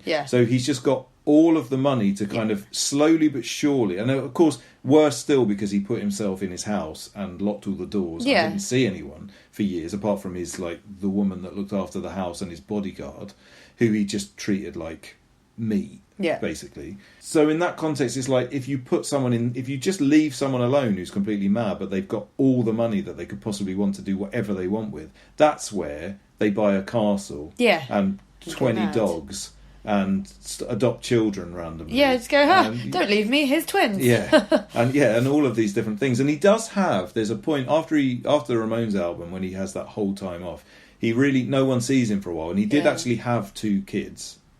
Twins. And he did, I don't know if they got married, but he had a relatively stable relationship, and there was a few people in his life that time that all, by the sounds of things, he had like a secretary and various different people, and they all kind of did what they probably thought was best, particularly as they worked for the guy, but they more or less kind of kept him just far enough out of the authorities. He wasn't doing anything so bad. Yeah. But, you know, they all, particularly when he kills someone and they all go to court and they say, well, he held me at gunpoint at one point, but it just felt normal because he sort of did that all the time. It does it all the time, yeah. You know, so if these things normalise, that's the other thing, it's like this weird institution whereby there's this crazy king who's got loads of guns. Or who's also employing you. Who's employing you. So you have to keep and probably it sweet. and paying you quite well. I think Yeah. he was quite generous to those people. And again, that's really manipulative, isn't it? Yeah, It's like, hugely. I'll pay you loads of money to do keep a basic me- job Yeah. that you would get paid nowhere near this amount of money, but you've got to like Ignore how mad I am and accept it. sort of look and after tolerate me a it. bit. And if I scream at you, you've just got to come back the next day. Yeah. Because that's another thing they describe his personality as, like, one, he'll just go completely mad at you and scream and shout and tell you that you're fired and tell you he's going to kill you. And then 5 minutes later, he'll come out and talk to you like nothing's happened. Yeah. Which, again, is like classic. Classic bipolar, isn't it?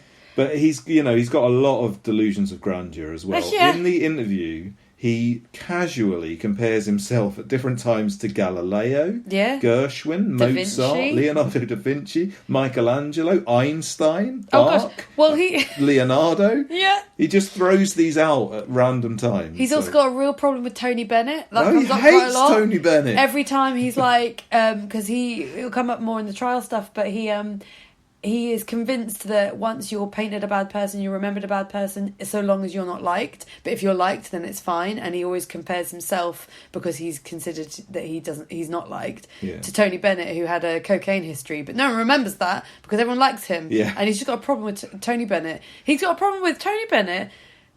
Does Tony Bennett have a stamp made about him? No. is So it? no, that's again, it's really casual. It just comes. This is another point where he's jumping around in Yeah. the conversation again, like we are now. Yeah. But he He's very upset he with just his lack of says recognition. calmly. He says, "I'm a bit concerned that I've not been given a doctorate, but Bill Cosby has." Yes. Which, I mean, that hasn't aged well anyway. But no, Yeah. he said, and Buddy Holly has been given a stamp. Yeah. And then he says, I mean, I'm not saying I want to have a stamp. But it just seems strange that Buddy Holly's got a stamp. And he's just got this problem with everyone else getting things that he's not.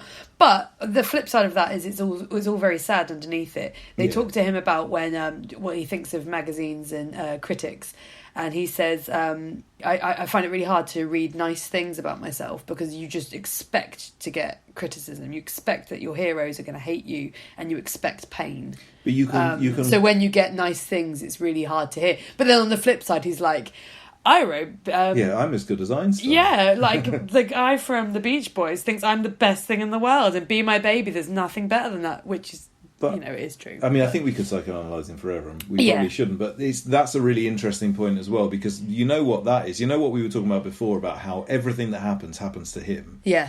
So as a 20-year-old, he was the greatest thing in the world. Yeah. And as a 25-year-old, he started getting bad reviews. Yeah. They weren't all bad, and I'm sure they were just like, lots of people would have got just as not bad as reviews. good. And I can imagine that the second that the first bad review happened that he read, then the world had ended for him. Yeah. So that's what he's talking about there. He's not actually, if you think about it, his music, if he hadn't murdered anyone, his music would be remembered extremely fondly. Yeah, that's true. Speaking of which, shall we talk about this damn murder we keep he talking murdered about? someone, didn't he? Yeah. So he does go, he is obviously mad. He is obviously throwing these guns around and holding them to people's heads and doing all sort of stuff. And it all culminates in 2003 or 2004 when an actress called Lana Clarkson ends up being shot in the mouth in his house, and no one else is there. And the trial takes ages to go to trial. And also he had a driver sat outside. That is true. I mean, we can't go through the whole case. It is a really interesting case. But he had a driver sat outside who, first of all, hears what he thinks is a gunshot, but he's like inside with the windows up and he wasn't sure. So he sort of writes it off initially.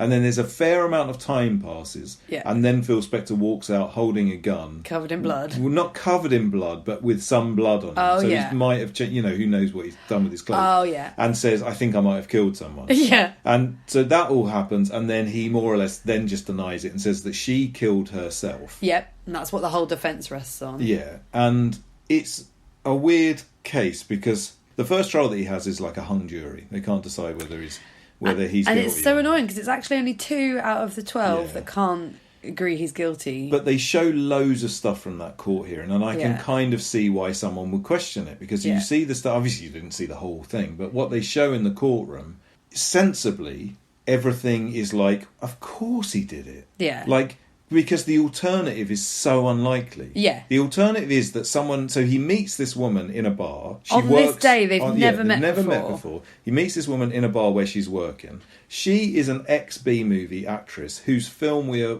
probably talk about her some more. Yeah. Because her film we are going to review in a few minutes. Yeah. And they go home. But she's like now you the say. hostess of a bar. Yeah. So she's not an actor anymore. No. Well, she still trying, wants to be, but she's not she hasn't really got any money, getting so there. she had to. For some reason, she agrees to go back home with him after she finishes And her that's shift query. at this bar, and there's no one quite knows why. But I mean, she does. Like, Yeah. there is video of her just leaving of her own accord. So. Yeah.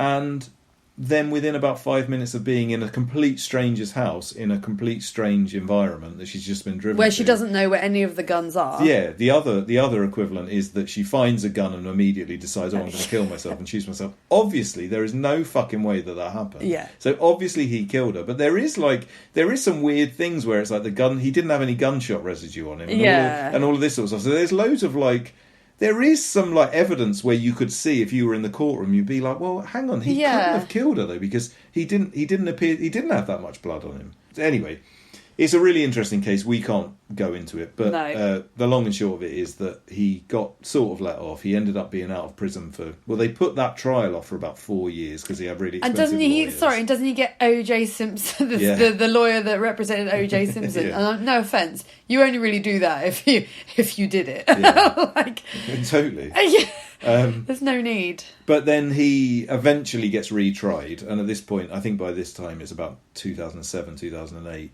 and he does get found guilty, and he does actually spend the last years of his life, because he's dead now, in jail. Yeah. He definitely stayed free for much too long than he should have. Oh gosh, yeah. And in that time, documentaries that are very sympathetic to him got made, which is weird. But Yeah. But I do think it's quite interesting, just to maybe wrap this up, it is interesting that a man who spent his entire life locking himself in his own house, trying to keep everyone away from him, ended up in jail.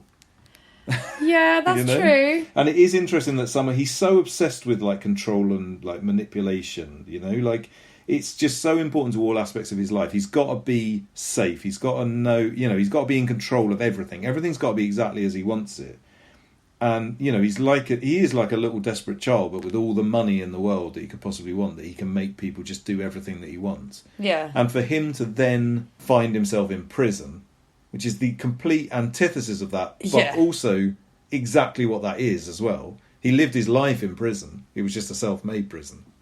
That is very true. Yeah. I don't know. No, I like it. It's very psychological and. But there's not anything to make of that, really. I mean, he's obviously a horrible, terrible man who did horrible, terrible things to people. Got on with people in prison. I think he ended up in the psychiatric wing for Yeah. most of it, definitely. Oh, that's true. He was treated for bipolar in there as well. But we haven't touched on loads of different things. Yeah. We missed the fact that he had a small... one of the children that he actually had that were his biological children died, sadly, when they were about 5 or 6. So that became a huge issue in his life. We haven't talked about all of his on a completely different note. We haven't talked about all of his crazy outfits. We haven't talked about his hair. Oh my God. He went God. bald when he was very young, and he had all sorts of different wigs. I just want to bring up the one that he wore to court, which was massive. I think everyone must have seen that wig. I'd not seen it before, and it is awful. And he said, I didn't see the problem with it. I was wearing my hair a bit like Albert Einstein, because he believed that he was on a par with Albert Einstein. Yeah. And also Ben Wallace, who was a black basketball player. Oh, it was, and he mimicked his hair on Afro-Caribbean hair, but he's like a white Jewish man. But with that all it's just a massive wig, and he was like, I didn't know I looked mad. And it's like, look how mad you look. But that all felt a lot. Sorry to go on about this again, because I thought we'd finished. But that all felt like Phil Spector being reimagining history. What happened was he went with he's mad. Yeah. He put on a crazy wig that he thought looked brilliant. Everyone took the piss out of him, and he ended up in all the tabloids of look how mad this person looks. That's true. And so he thought to himself, oh shit, what am I going to say? And so then he's not stupid. So then Einstein comes into his mind. Yeah, He's obsessed and also with if you think Einstein. I'm rubbish, then you're racist. Yeah, exactly. Because I've picked this person. I was actually just supporting people of colour, like I've done all my life. Yeah, exactly. That was kind of course. You know, Actually. again, that hasn't aged very well. Like, No. oh, I know how I'm going to support people of colour. I'm going to get a massive afro. That'd be funny. Like, no. Terrible. That is incorrect. But as you said, he did die. He actually passed away a lot more recently than I remembered. It was probably because of COVID. It was because of COVID, yeah. And yeah, it was in January of 2021. And Ronnie Spector also died not too long ago. And strangely Just enough, after him. when we very first discussed doing an episode on Phil Spector, it was Yeah. because Ronnie Spector died. And you said, oh, we should do an episode on Phil Spector. But it And was we've- too close. We've ended up not really talking about Ronnie Spector at all. Well, that's it for our Phil Spector section. We should probably play a song by now. So this song is from Laughing Gear, and the song is called Possession. They're a band from Melbourne, Australia, and this is from the album Freak Lemons, and it was released late last year. So this is Laughing Gear with Possession.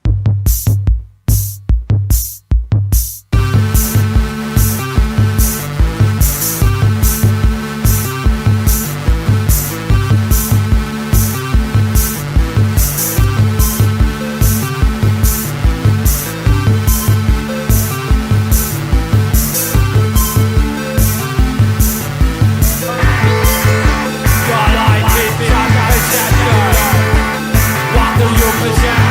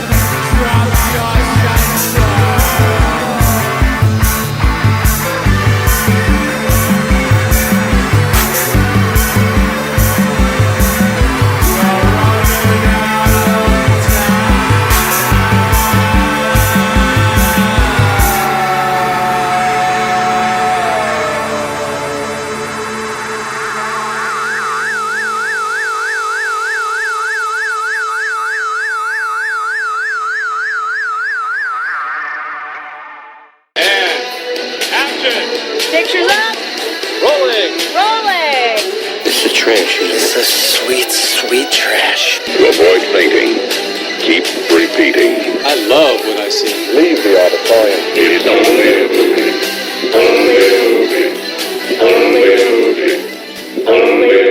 This week's trashy film for review is Vice Girls from 1997. Look, you're cops.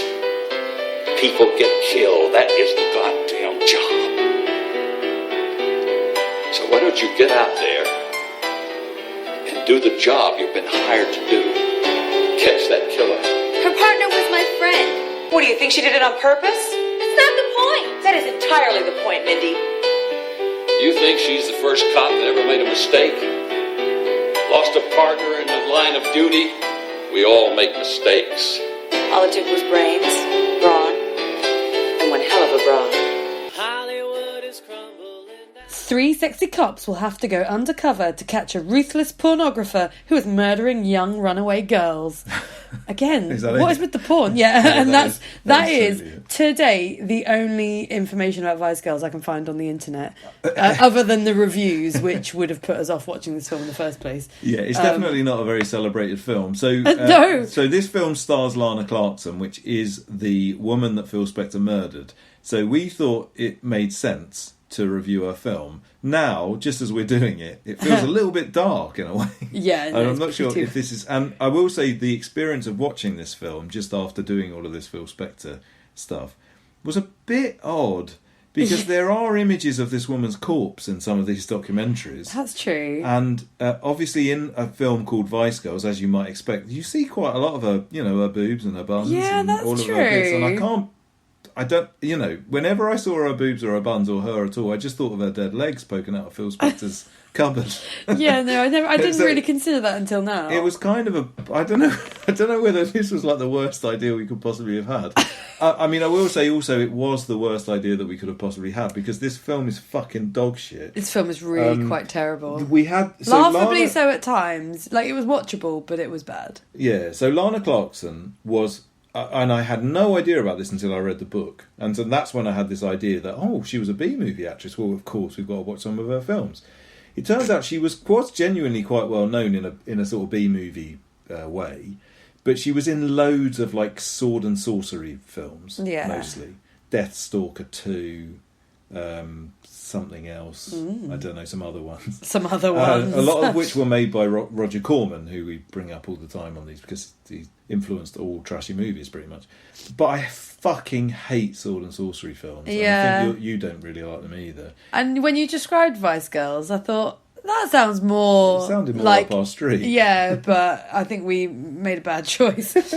It's produced by a guy called Jim Wynorski, who, again, I feel like we've probably talked about in passing, but I don't think we've actually done any of his films. He didn't direct this film, but it was his production company. He made Chopping Mall, and he made Not of This Earth, starring Tracy Lords. Oh, yeah. And Watch some about point. 500 billion other movies that I can't even be bothered to go through with ridiculous titles. Yeah. So it was always going to be trash. I didn't realise it was going to be this bad.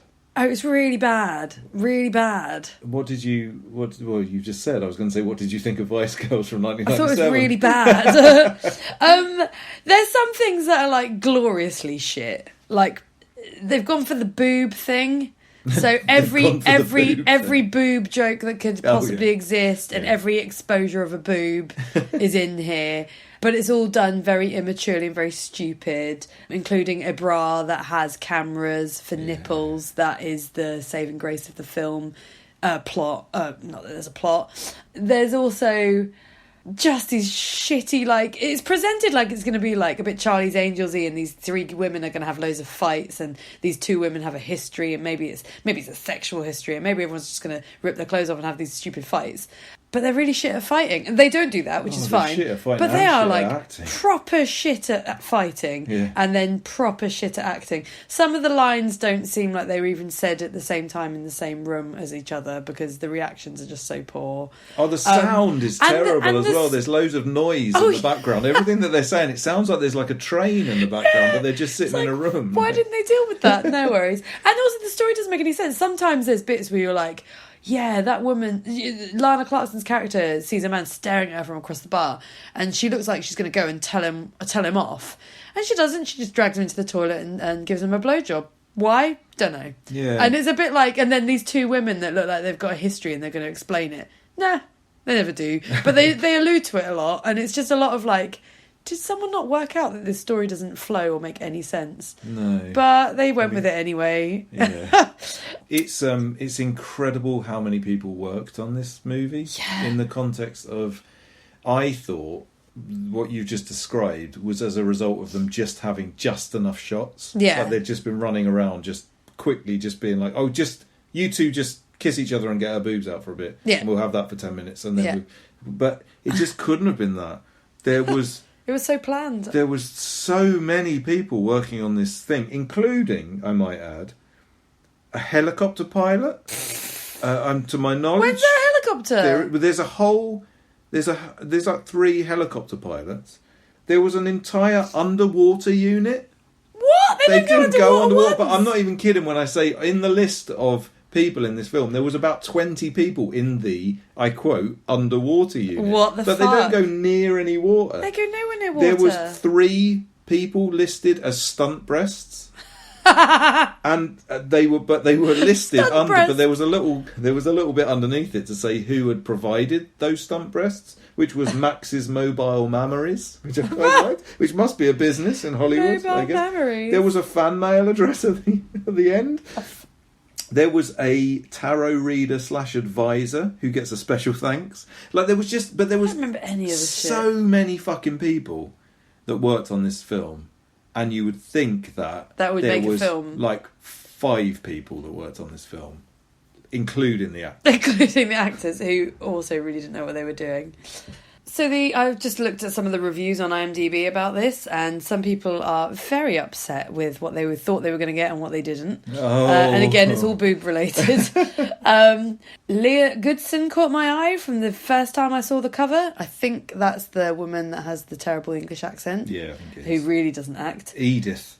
And they make a scene out of that. Edith. No, what's your real name? Yeah, she doesn't What's believe wrong with that the her name name's Edith? And they make a scene out of No, that. really, what is your But real what name? is it? So yeah, he was like, I saw the cover and I was like, yeah, I'm going to take a chance. Watched the movie at 8 times the speed because the only reason I bought it was to see Goodson naked, and it never happened. God. Where's the payoff? I should have been more diligent about finding one of those celebrity nudity databases first. It's fucking upsetting. What? And that is someone who rated this film, and other people have rated it because they thought it was all right, even with or without boob. Is The there pe- websites that just This tell is just- you when people get their boobs out? I don't know. It's just awful. But yeah, loads of people are just like, this is dog shit, and we should have read all this first, probably. What did you think? Well, yeah, there's not a great deal to say because it is absolutely terrible. It's probably one of the worst films we've ever watched on this podcast. But there is a handful of things in there that sort of made me smile. The script is insane. So there's a bit in the script at the very start where there's like this random barman. So these people are all supposedly like police officers. Yeah. Right? But they never go to a police station. They will just go to the bar. They all just go to the bar, and she keeps saying, "Oh, this is come into my office, and that's the toilet." And so, and there was one point where they do actually say, "Oh, I can't be bothered to go to the station. Let's just get our work done at this bar." And so they just go to the bar, and there is this superficial aspect where Lana Clarkson is sort of supposedly an alcoholic, and she's sort of off the wagon and on the wagon. But you know, Yeah. we've talked about this before. I think it was in Barbed Wire. I would compare it to the people, everybody, maybe apart from a couple, everybody in this film. Definitely the 3 main women don't appear to be real human beings. And so the idea of like someone like Lana Clarkson, who's this sort of 6-foot Amazonian woman with her boobs out in lingerie, being a hard-boiled detective who's on the source. Called Coop. Yeah, like that, it just doesn't, there's no attempt to cast this film in any sort of sensible way. No. But yeah, so they go to this bar a lot, and this barman, for I would say a good like 30 seconds of the running time, starts telling a story about nothing to do with the movie whatsoever. Yeah. and then gets halfway through the story, has no payoff, no reason for telling it, and then just suddenly to himself says, "Why am I even telling you this?" And then they just go, and they all leave, and they go somewhere else, and it's just like, did someone write that in the script? Someone sat down, wrote half a story, and then said, "Oh, I can't finish this story. We've written it now." And this is one of the reasons why I'm so gobsmacked that there's so many people that worked on this movie, because it's like there were script supervisors, and they allowed someone to write in the script half a story and then just go, "I don't know why I'm saying this. I don't know why I'm talking to you." There's during the opening credits, there's a credit for composers. Oh yeah. And there's 2 names under it. But whilst there is a credit on the screen that says 2 names under composers, there is something playing that is obviously just the demo on a keyboard. Oh yeah. It's like, what did they compose? But that's the other thing. The amount of times there's this ridiculously happy music, and the music's really incongruent to what's going on. There's always like really happy music going on when there's meant to be like an emotional or sad or stressful scene. Yeah. And then there's this kind of like like in the background. You're like, what the fuck? Who made that choice? It's very confused. The script is very confused. But at one point they're looking to try and find out who's made a snuff film. Like, that's fundamentally, I suppose, what the film. That's basically it, isn't it? Yeah. But they just mix that in with pornography completely. Yeah. Even though those things I don't think really are. You could argue that they're both on the seedier side of life. But there's a guy that just runs a porno shop. Yeah. And one of them says to him, "How can you not be in this business and know everything about snuff films?" And he's like, "Well, because they're fucking different." Yeah.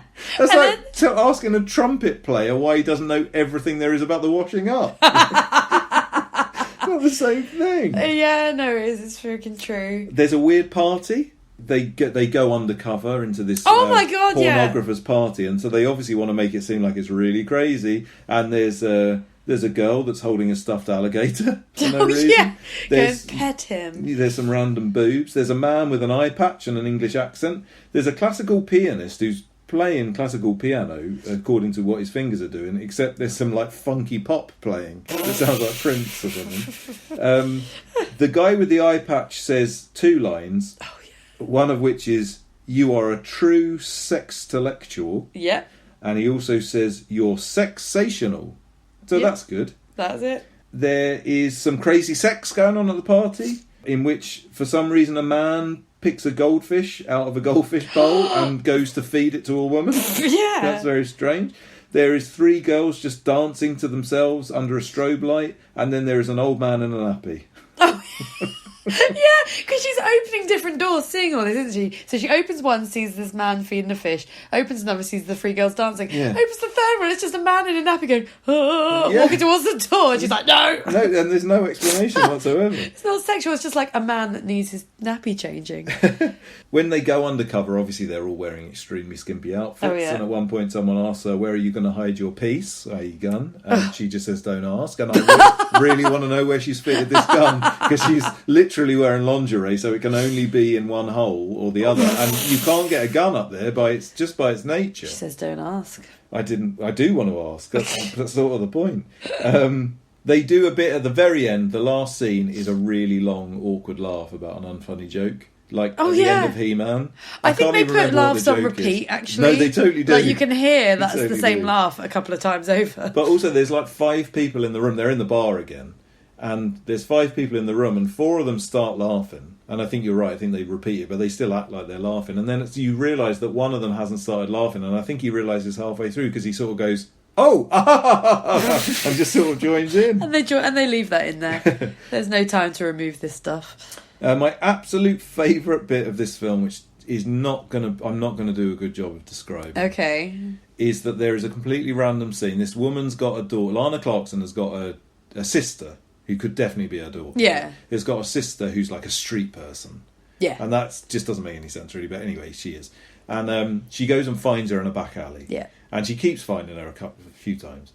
And on one of these times that she finds her, I think it's supposed to be the morning. And for some reason, the shot, for no reason whatsoever, is just of a little boy on rollerblades, rollerblading really badly. And he rollerblades past the camera, and then you see these 2 women, and she sort of cuddles her and says, "Come on, come back to my place."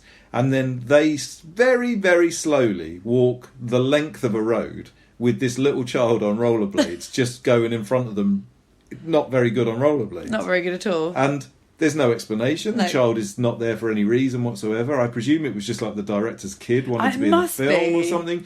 But it's so long. They make such The a scene out of it. is so long, and there's really emotive music. Yeah. And there's just this little kid like not doing very well on rollerblades. Yeah, and they make such a scene out of it. They really draw attention to him. Yeah, it must be someone's kid. It was so fucking weird. But generally speaking, this film is fucking dog shit. Dog shit. It's a 3.7 on IMDb. That is too high. What are you It gonna is give it? watchable though. Well, it did make the time. I will say this: 1997 Hollywood, even in the tiny little bit that you see, because they go out onto Hollywood Yeah, Boulevard a bit, and they did make me definitely wanna go. they stole those shots. But it was that was quite cool. Yeah. That was fine. I did want to. It made me think. Yeah, I want to go to Hollywood. I want to Yeah. go have a look around that scuzzy little area again. And it is weirdly watchable, even if it's complete dog shit.